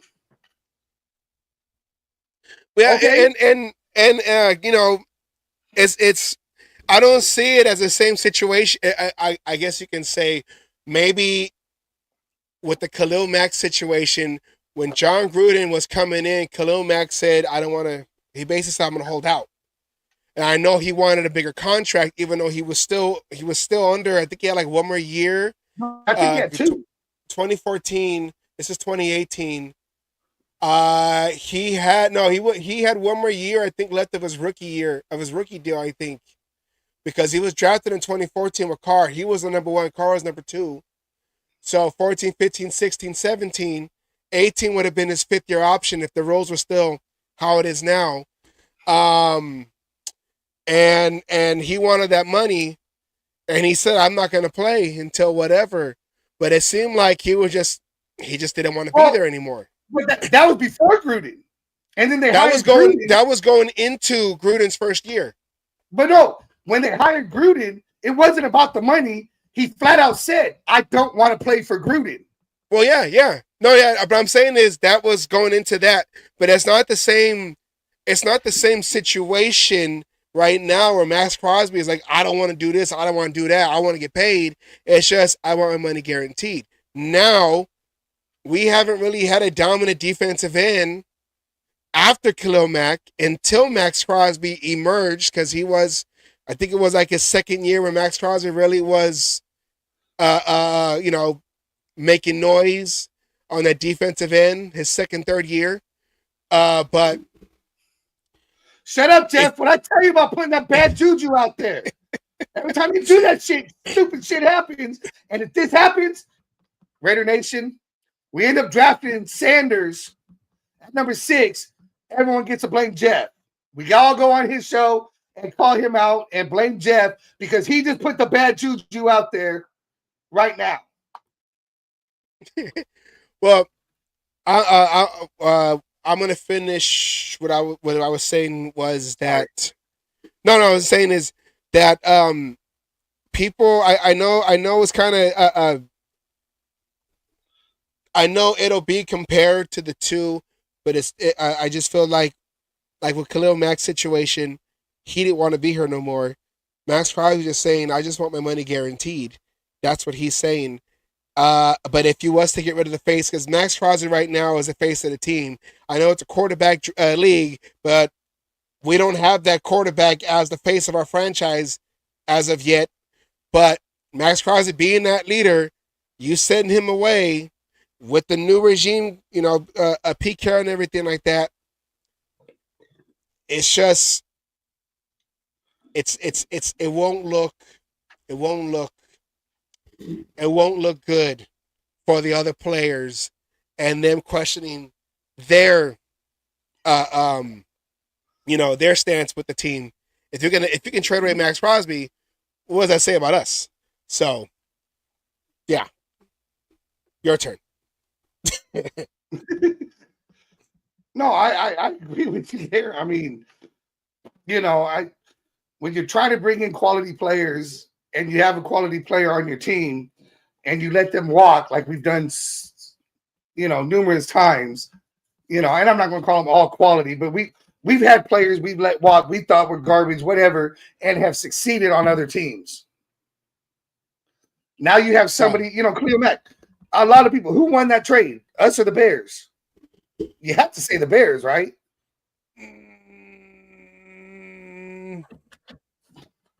I would say we slightly with the one we slightly did with Josh Jacobs, but it's like 51-49 because Khalil Mack, he wasn't. From what I remember, reading articles around that time when Khalil Mack was with the Bears, sometimes his effort was questioned when he was over there. So, I mean, now we see him every day. We see him all the time now with the Chargers. But hey, as of right now, he's a free agent. He's a free agent. See, that's Jason Downs. As I said it's like a 51-49. It's like a push. But I think because up until we let Josh Jacobs walk, we had won that draft. I mean that trade. But as of right now, it's a push. In Vegas terms, no win, no, it's a push. But Khalil Mack right now is a free agent, 33 years old. Do we see him reunite back with the Raiders, finish out his career with the Raiders? Will we accept that? I don't know. It'd be interesting to see if Matt comes back. I mean, it could go. I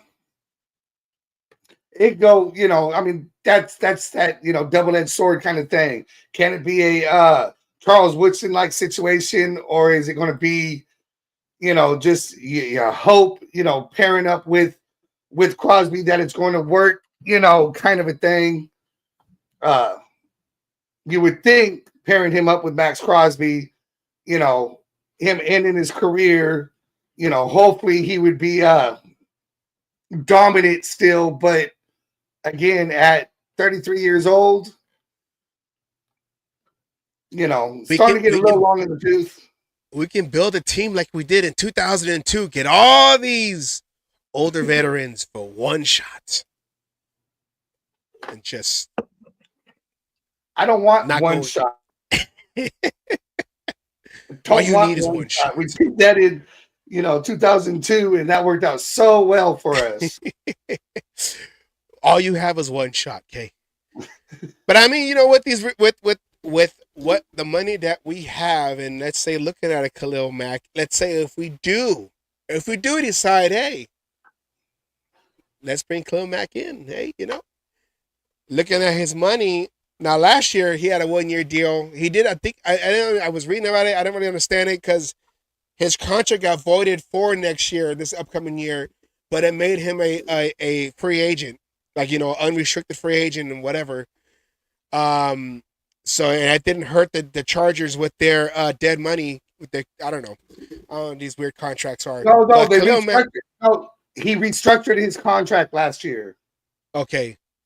So that's how he was able, where the Chargers won't get hurt. Yeah, him and I believe Bosa both restructured contracts in order to help the Chargers out. Bosa, what a disappointment! Speaking of injuries, but Khalil Mack. Speaking of monsters, no, I'm just kidding. A market value Khalil Mack $70.9 million for 3 years. Average $23.6 million a year. Would that be overpaying for a Khalil Mack? And I mean, I don't know. It doesn't really look like his play has been declined. And for this past season, he has been the one that's been more consistent than the other players on that defense. Like you said, Bosa, who's been in and out of the lineup. Khalil Mack, I haven't heard of him being, out because of injury. So Khalil Mack has been durable, especially for the 2 years he was with the Chargers. Would you pay that much for Khalil Mack to come over and finish out your career? I mean, those numbers are definitely based off of the production that he's done over the, length of his career. That one's tough. I mean, you might have no choice but to pay it, but you might be able to give him a little less and put a bunch of incentives in there to reach those kind of numbers. I mean, me personally, I think, you got Sweat at younger, you have some people here that are younger that you might be able to lock up, longer. I don't know. I don't know if I'd want to give Khalil Mack 3 years. For that much. You know what I mean?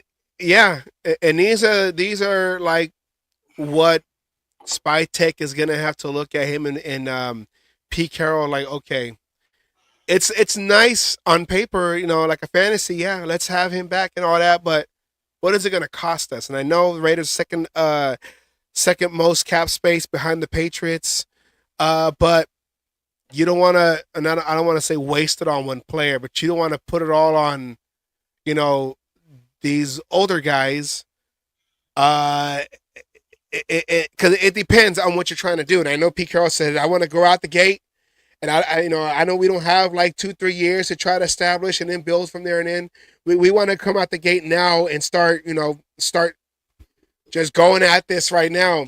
So that's another thing that they got to think about. Are we going to try to play for now in the 3-year window that Pete Carroll has guaranteed? Or do we try to build guys and try to establish, and hopefully we get lucky where we have one of those turnarounds like the St. Louis Rams did in the late 90s, or that from 4-12 back then till 12-4, or do we try to bring some big name guys, but then try to bring some other guys to be right there with them, so we can try to build and stack and make that foundation for the future. That's what they got to think about. Well, I think that's the way they want to go, because Pete Carroll talked about bringing in his successor, right? Yeah. I think Pete Carroll is in for the long haul. In Pete Carroll's mind, year 3, possibly 4, because the way his contract is the year that he possibly gets his chance to win another Super Bowl. Yeah. He's not expecting that turnaround in year 1. He's expecting to be solid and have a good foundation year 2. Year 3 is where, everything he's been trying to do comes to fruition, kind of a thing. And then he has his chance. And even if he doesn't make it, doesn't win it, doesn't even make it to the Super Bowl, but he turns around and passes it on to whoever his successor, whatever that plan is, he has it, he's the one who can turn around and say, I'm the one who turned around that team. I built that team. And, when the Raiders have, been successful, we'll say, for those 5 years after, he's finally done, assuming that he doesn't think he could coach for another 3 years after his contract, but kind of thing, I think he'd be content to be able to say he was the one that turned around, the Raiders. I got that team going. Yeah. After 20 years.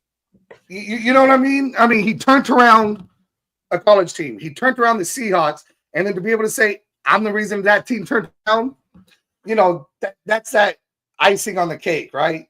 The Super Bowl will be the icing on the cake. But, that's that that final dot on a spectacular resume. Yeah. Compete. I don't care if I be 74 in week 2 of the NFL 2025 season. I'm gonna compete. And someone like a Pete Carroll in the division that we have with the coaches that we have, I think should work out. And him being a defensive guy, with us having all these free agents on the defensive side, him bringing in, him being able to bring back a Patrick Graham for the continuity, for the better, how do you say, the better side of the ball for the Raiders the last couple of seasons, bringing keeping a continuity so we don't have to start from ground zero and building it. We have at least a defense to continue, and then we just got to focus on the offense. So focus on, and I think that's a smart move because, like you said, the defense has been the strong suit for the last 2 years, we'll say. Yeah. And could only get better, right? So, I mean, it's not like our defense is perfect and you don't touch it. It can get better. And Pete Carroll being defensive minded can help make it better. But with the continuity there, with the same kind of players there that work in the Patrick Graham scheme, you know what I mean? It's one of those things of that's one less thing that you have to worry about, one less thing you have to focus on. And you can put the focus on where it matters, and that's going to be the offense. Special teams, as long as there's no injuries and a few other little things, our special teams, for the most part, are solid. Yes. Defense, for the most part, you could call solid. Got a great, the word you use, a great foundation on defense. Yeah. So those are two, now, what do they always say? You need all 3 phases of the game to work. So, special teams, great foundation working. Defense, great foundation working. Now you get the offense to do the same thing, and now you're in games. Now you're beating teams that you should never beat. Now you're, in that talk of, well, we could be the team that might be able to dethrone the damn Kansas City Chiefs. They're going to get their tight end back, Travis Kelce. He made he played great in the Super Bowl. Now they're trying to say that, he was, they're trying to say that he's playing the Super Bowl because he was sick. He had an illness. He was sick. The Eagles were sick too. The Eagles had some flu going around, and they did what they did. So, but Panda had said, by the way, Panda, if you are not subscribed, please hit that subscribe button to the Cage Match. We appreciate that. We're trying to get to 300 so we can celebrate another milestone. But he said, I was trying to go there. God damn it. Sorry. If we sign Adam Butler for 2 to 3 years, that D-line is okay, nice, and if healthy. It wasn't bad last year. And then he followed with, but it wasn't great either. And it wasn't great either because you had a lot of how Peggy was talking about a lot of these role players having to step in and being starters because Wilkins was injured, and then eventually, Max Crosby, he was injured, but he was hindered for the whole season, so you didn't have the full. Max wasn't at the max, K. Max was like mid. He was mid Crosby, not Max Crosby. So, and then when we talk about Kuntz, who was exposed to fill in, right, be that other guy because he started to do it. Yeah, was hurt before the season even started. And then by the time we got Clavion Chase on, Max was already out. If I remember correctly, that he definitely wasn't 100%, but I think he was out. He that Browns game was where he stepped in. He stepped in for him. So that's how because he was making them plays. Him and Snowden were making them plays against the Browns in that game, but more so Clavon Chase on. Yes. Which might push out Kuntz, but Well, and I made it clear.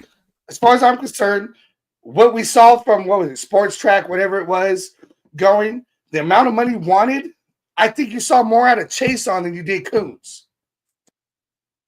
So,2 Coots want, years, 6.8. is projected to make $20 million a year.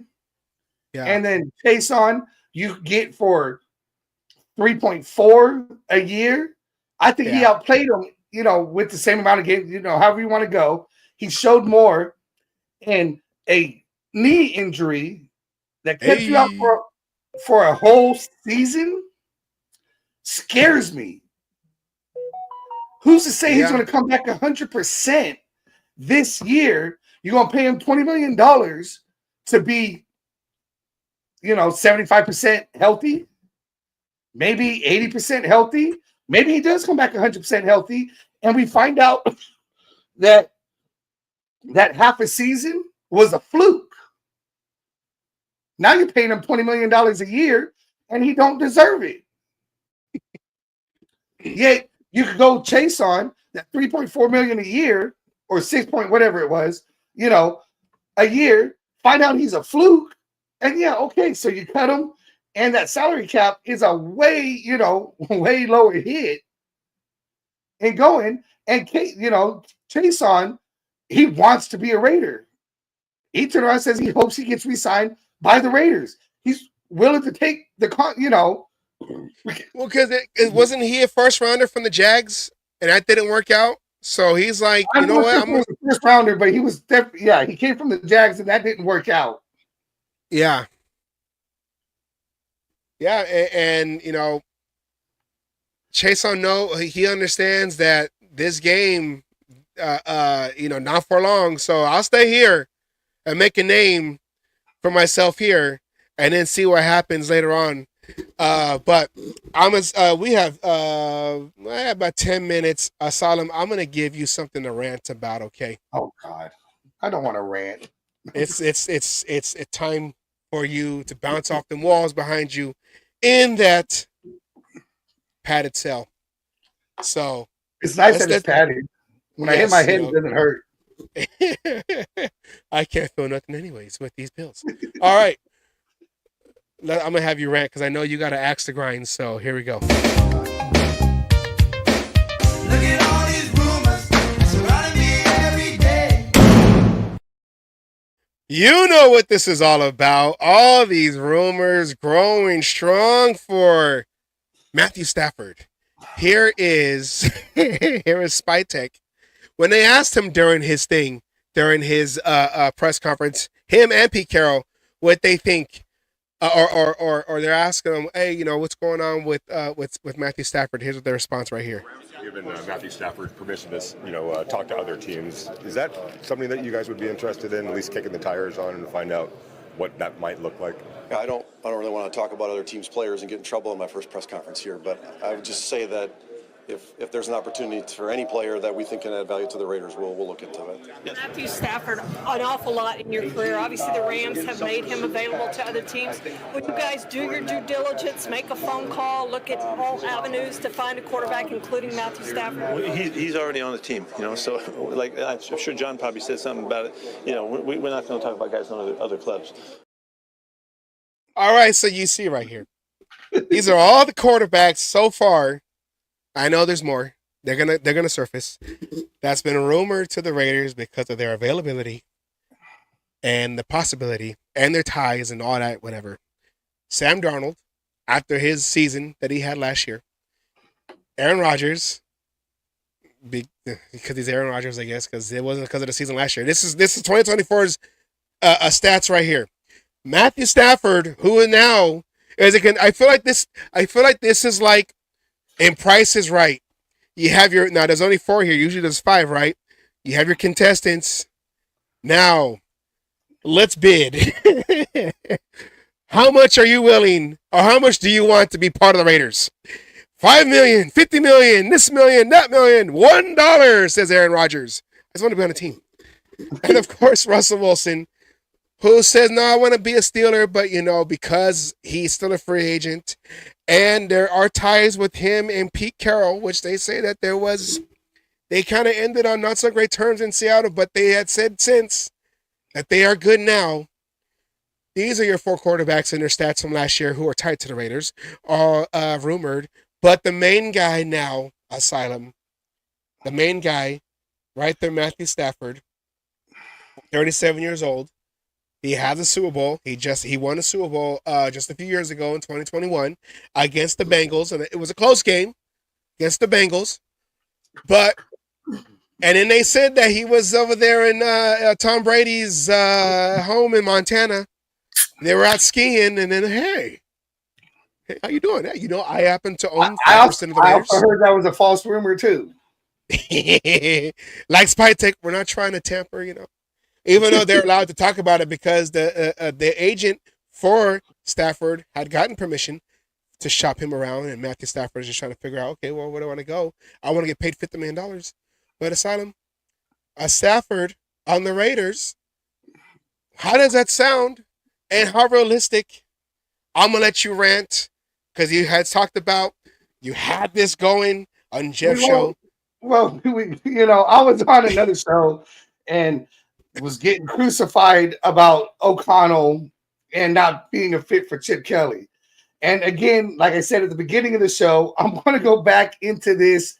This is the same kind of quarterback as O'Connell. Okay?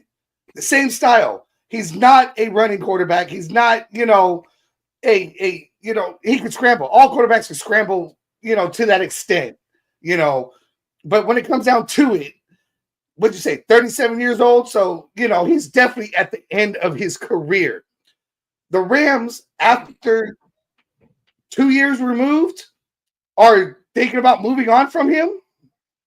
Yeah, because he's such a great quarterback. No, I mean, come on. It's just plain and simple. And he did have that elbow injury.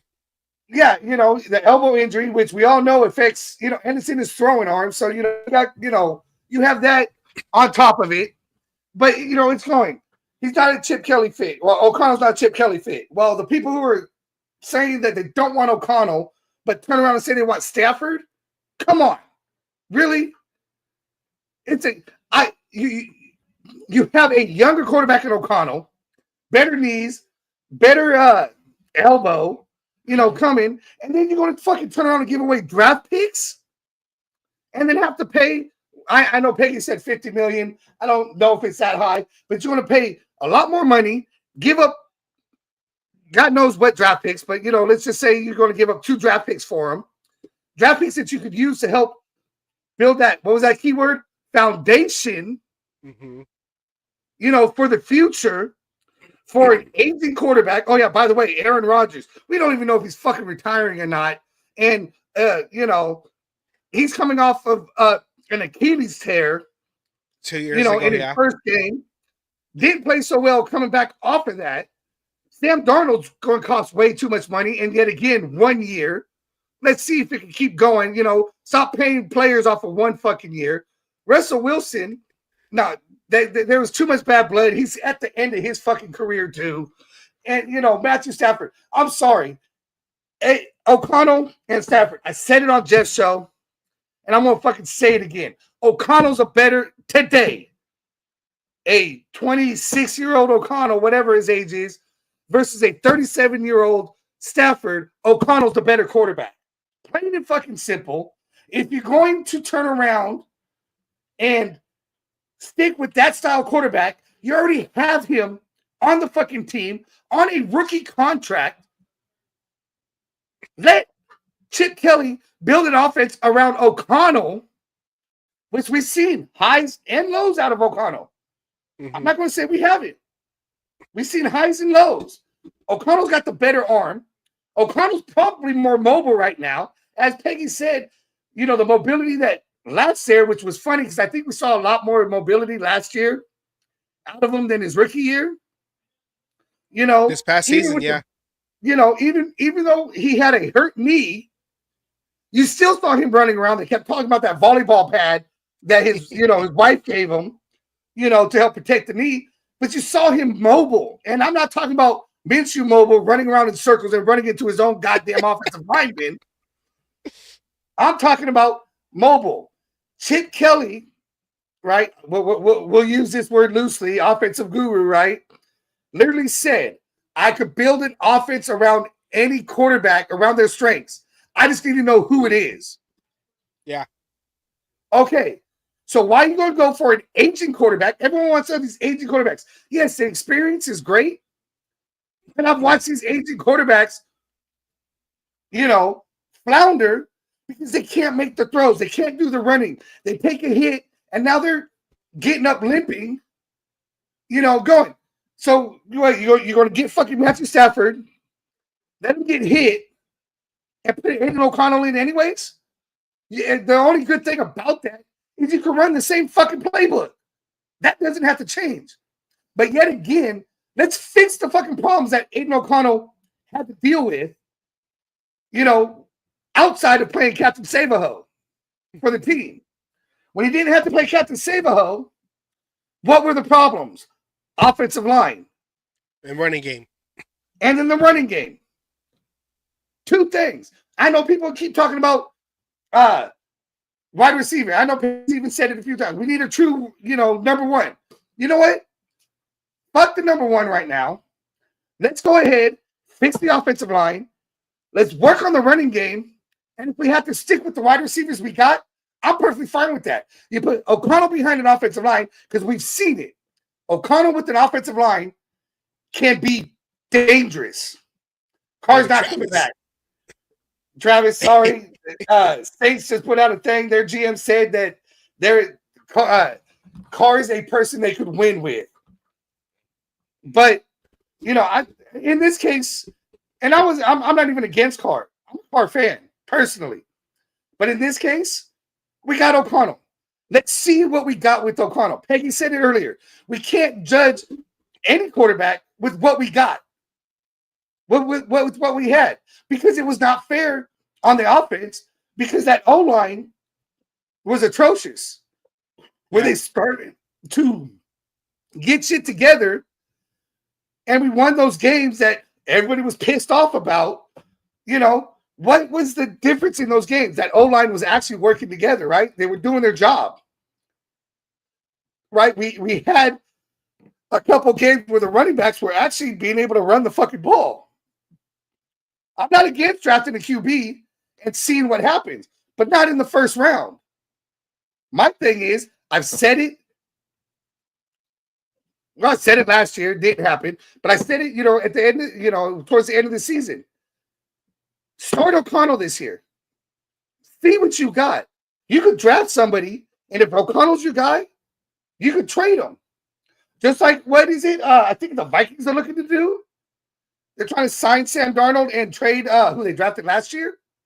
Right? J.J. McCarthy? J.J. McCarthy, yeah. Right? Okay. You could do that kind of shit. Get get draft capital back, out of it. And if he's not the guy, at least you're the guy you drafted, sat for a year, and is in a better position to take over the team. But right now, everyone who's saying he's nothing more than a backup, tell me why. Because he's thrown interceptions? So did Minshew. So did Garoppolo. So did Tom Brady. So did Aaron Rodgers. They all, even the greats, they throw interceptions. Defensive coordinators are going to be able to scheme at times and dominate against an offense. But let's see what we got, because O'Connell has done nothing but fight since high school. I don't know if it was before, during high school, but since college. Yeah. He went from the 8th ranked quarterback on the team to the fucking starter. He's done nothing but fight. He doesn't mind the fight. He keeps saying, exactly, all you got to do is protect him. Let's see what we have if you could give him an offensive line. You get a running game that could be effective and get the short yards so it's not a 3 and out, in those situations, and see how many people come back and say, oh, we should have kept, I told you we should have kept O'Connell. I told you O'Connell was the guy, and all this shit when they were saying he's nothing more than a fucking backup. And I guarantee the cage match since day one, since preseason of his rookie season, has said, give that boy a chance. We've been team Ramrod all the time. And we have the digital proof all the way back saying it from the get-go. I have never come off of this. And yeah, cheap. He's on his rookie contract. You don't have to give anything up for him. I'm going to give up we'll say $30 million and probably 2 draft picks to get an aging Matthew Stafford? Really? And I was going to say, It's almost like the Falcon situation last year. Only difference is, Cousins wasn't being traded, so all they gave up was a big chunk of their cap money for him to come over, but they didn't have to give up draft capital. And then they went and got Penix in the first round at, what was that, pick number 12? They were at 12 or 11? 12? 11 before us. No, he was picked 8. 8. Okay, yeah. I got yeah, my bad. I knew it was right before us. McCarthy was picked 11th, I think. And then Bo Nix Bo Nix was right before us. 12. Yeah, that's okay. Yeah, Bo Nix was what are you trying to say? AOC versus Brady? I mean, come on. First of all, O'Connell wait, how do you word it? O'Connell mirrors his game after Brady. So if you want Brady, O'Connell's your guy. Sorry, go ahead. What I'm saying is that, well, what I was getting at is, if we were to trade for Stafford, there's going to be some picks involved with that, compensation, giving them picks, and I think they were trying to get a 1 or 2 or whatever. I don't know. A 1? You got to give him your first rounder for fucking Stafford? I'm gonna be honest. I didn't really look it up. I just saw. Oh, okay. Anyways, I just saw it was $50 million. Yeah, Ken, I want whatever the fuck you're smoking, because you're smoking some good shit.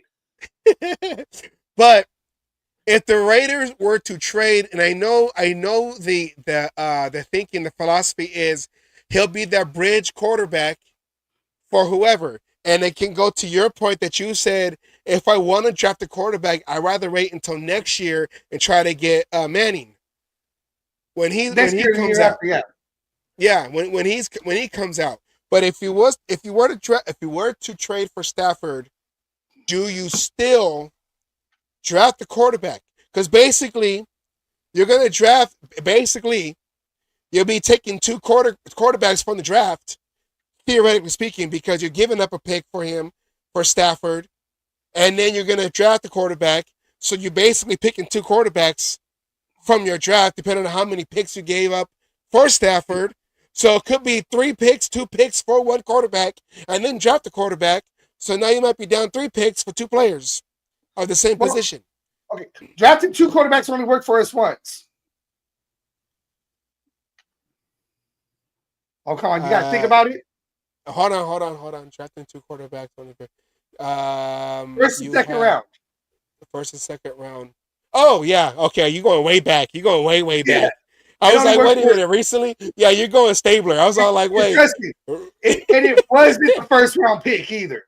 Yeah, it was Stabler, and then it was the other quarterback, the first black dude that got drafted, right? Yeah. I know it too. All right, as fucked up as this is to say, his initials are ED. I know it too. I know it too. I blanked out, like I blanked out on Cliff Branch, and I was very mad at myself for that. Go. What was his name again? I'm gonna be mad. I knew it. I knew it. Because I knew the last one was there. I almost like Davidson, but that's not it. It's not talking to me. Eldridge Dickey, yeah. But they try to convert over to, I think, receiver. They wanted to receiver. I think. Yeah. I think it didn't work out. Yeah. Well, Stabler took over, and Super Bowl 11, and he had them battles with Terry Bradshaw in the 70s, so it went well under John Madden. And Stabler still had to fight for his starting spot. It was him and the Mad Bomber. Yeah, LaMonica, who kept going back and forth in games or starts and everything until Master Rainey. Until Stabler solidified it and was able, take it off it and everything. But again, to your point though, yes, you're going to be giving up whatever you got to give up. Let's say it is a first rounder, and then you draft in the second round another quarterback. That's a 1-2 again. Let's say you got to give up a second rounder and you drafted the first rounder, it's still the same situation. Even if it was in the third, you're going, why give up draft picks for a bridge quarterback when you already have, we'll say it like this. Everyone calls O'Connell a bridge quarterback, right? I mean a backup quarterback. Yeah. Technically, that's your bridge quarterback. Yeah. A backup quarterback should be able to come in, do what you need to if you draft a guy. You have your bridge already with O'Connell that's costing you peanuts. Okay? And then you go. And then let's just say he happens to come out under this new coaching, under a Chip Kelly, and shows that, hey, year 3, he's finally got it down. There was an offense built around him, and then it comes, and now you're, the Vikings, hell, even the Patriots, there's rumors about the Patriots trading, they drafted 2 quarterbacks last year. Yeah. And they're talking about trading their second quarterback, the one they drafted, or trading him because Drake May, was what was expected. What's wrong with having those kind of options? Because your guy that you hoped was the guy turned out to be the guy. And isn't that what happened, though? Pete Carroll did that when he brought in Matt Flynn, and then he drafted Russell Wilson. Russell Wilson, the rookie, beat him out, and then Matt Flynn came to us, and then the rookie Derek Carr outplayed him in the preseason, and then ended up starting. Yeah. So it's not new to Pete Carroll, and it's not new to this organization, but it depends on what you give up. Because I don't think Matt Flynn. I know Matt Flynn. He did well when he was with the Packers. A couple games he had to play on that one season before the Seahawks went and traded for him, because I believe that was with Mike Holmgren, who knew him from the Packers organization. So he was. I think that's how it went, right? I think you're right. That's wrong. That's wrong. Because Matt Hasselbeck was still with the Seahawks. Matt Hasselbeck was still with the Seahawks when Pete Carroll came with Holmgren there. Yes. Yeah. But I think it was one of those kind of like Osweiler with the Broncos. He played a couple games when he was playing behind Manning, and then he got that big contract with the Texans. Same thing with Matt Castle. That one year, Tom Brady blew out his knee in that first game of the season, which became the Brady rules. You can't hit a quarterback beneath his waist in the pocket. You can't hit him in his legs. Matt Castle went... Huh? Jay Cutler. Jay Cutler. Everybody was saying that. He had some good games with the Broncos, and then went to the Bears with the big. But he was drafted. He was drafted by the Broncos, so he was their starter. And then McDaniels came in, and then they had their thing, like McDaniels did with Carr. He repeated the same history. He sent him to the Bears. He got picks out of him. Yeah, but the Bears wanted him because he had those good. Yeah, I know, but I'm saying is that he was the starter. But you're going out like guys with who had like one good year. For one fucking year, you're willing to sell the farm for one fucking year. The Rams did it. Yeah, and where the Rams been since? How long did it take them to get back there and finally fucking win it?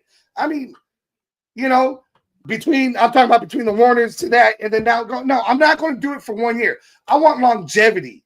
I want the chance of a Super Bowl. I want a chance to fucking three-peat. How about that? Not just go to one. Yeah. One was great. Last time we did it for 2002.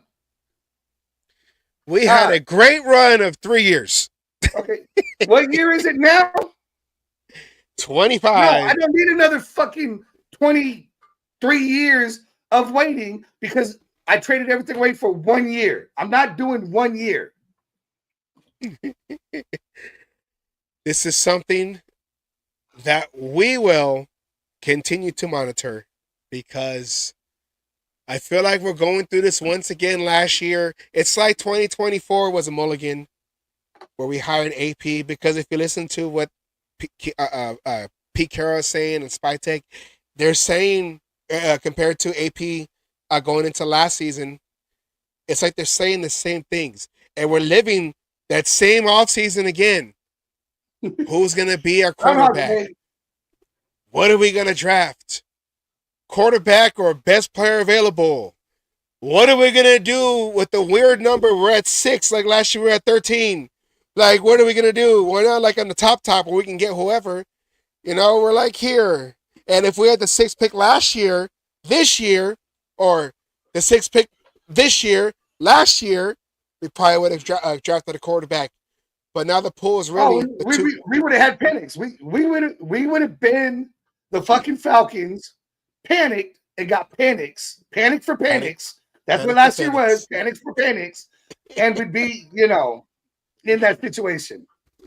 Well, we will continue to monitor that, especially going into next week as we talk about the offensive side, which I think Peggy wanted to talk about. But we were trying to. We wanted her expertise. I know we wanted her expertise on the side that has the most free agents, our own free agents, and then who's going to continue to stay with the team or come onto the team to continue the continuity that the Raiders have had on defense the last couple of years. Keep that side strong. Now focus on the offense, which we will next week in our episode 3 of the free agency, to lead into the following week with Miss Peggy as we assess and review the deals. I'm glad he didn't. He's not what everyone thinks, Panda. Sorry, but I'm glad the Falcons did what they did. I am happy. Thank you, Falcons. I owe you a debt. I'll pay it off one day. Sorry. I will never kill a bird in my life now. I can't make that promise. We don't celebrate Thanksgiving anymore. Depends on the bird. Turducken, all 3. All right. Next week, we will get into the offensive side and what the Raiders or the players available for the Raiders to get for the offensive side, because that's the side that needs a lot of work, especially offensive line. And a lot of folks are saying, a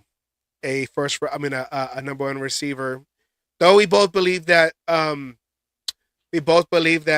Myers could be that guy. Yeah, I think he can. Yes, definitely. And I wouldn't even mind drafting a receiver. No, because later in the draft and everything. Yeah, definitely. If one's there. Yeah. So we'll get into that next week. We appreciate those who are watching this week. And before we leave, let's give a quick shout out to Phil Villapiano. Happy birthday, Phil Villapiano. Today is his actual birthday, so we want to give a shout out to the man himself. You should have had the video of him giving me a shout out that you got for me. I did find it. I gotta upload it.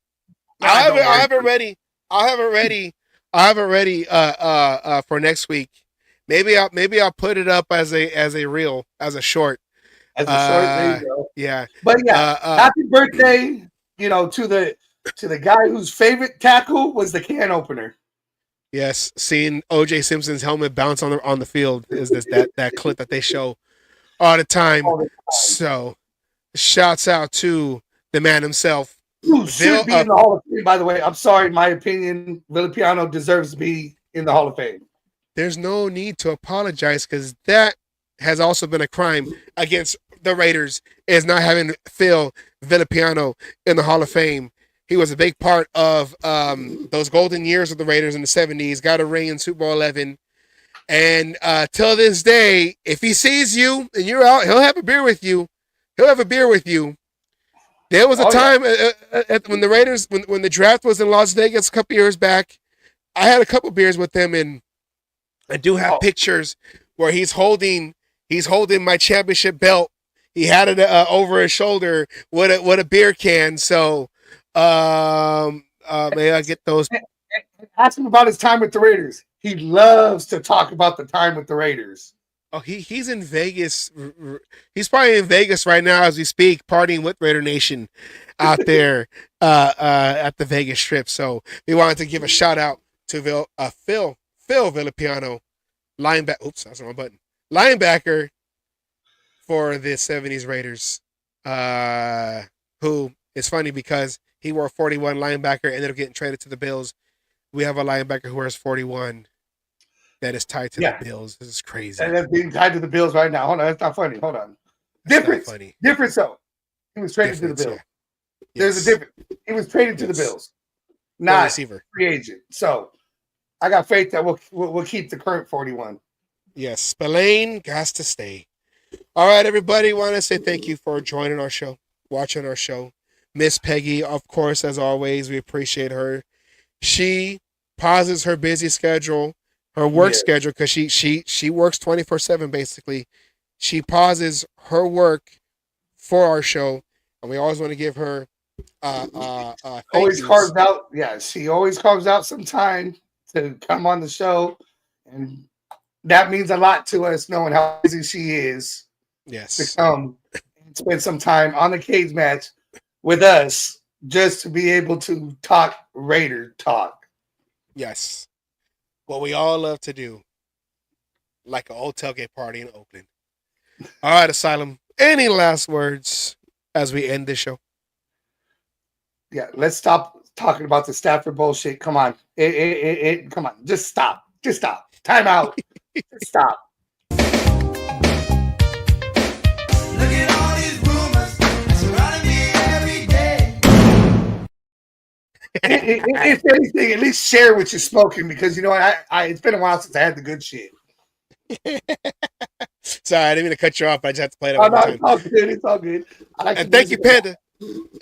And thank you, Panda, for subscribing to our show. We appreciate it. The little show that could, that is the cage match. Going against a lot of other people who've been established for a couple of years. We are in our going into our third season of our podcast. So if you like what you see, if you like what we say, if you're having a good time watching our show, if we make you laugh and all that, whatever, like, share, tell your friends about us, subscribe. And Ed Winshaw, I know he's not watching anymore, but Ed Winshaw, if you can give me Amy Trask, if you can get us Amy Trask. If you could help, definitely. Come on. Tell her we're nice people, and we know how important Amy Trask is, even to this day, how important she is. Not was, is to Raiders. Tell her I wear the cage so I don't bite. You know, tell her it's okay. I don't bite. The Princess of Darkness. All right, everybody. Have a great night. We'll see you next Wednesday for more news and the offensive side of the ball in free agency. And if you're new to the show, we end the show like we always do with the word from Raider Milt, a.k.a. my high school football coach, Coach Wallace. Diehard Raider fan from the Oakland days. We'll always keep his memory alive. Rest in peace. Hardcore Raider fan. All right, then, everybody. Take care. Peace out. And I am a Raider fan. I am a Raiders fan.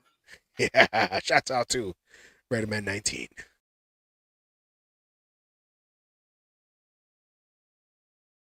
All you other NFL teams, your tailgates are weak. Your teams are weak. We might be down right now, but it doesn't take away the history. And all you Raiders out there need to know your fucking history of who the fuck you playing for and where the fuck you're playing.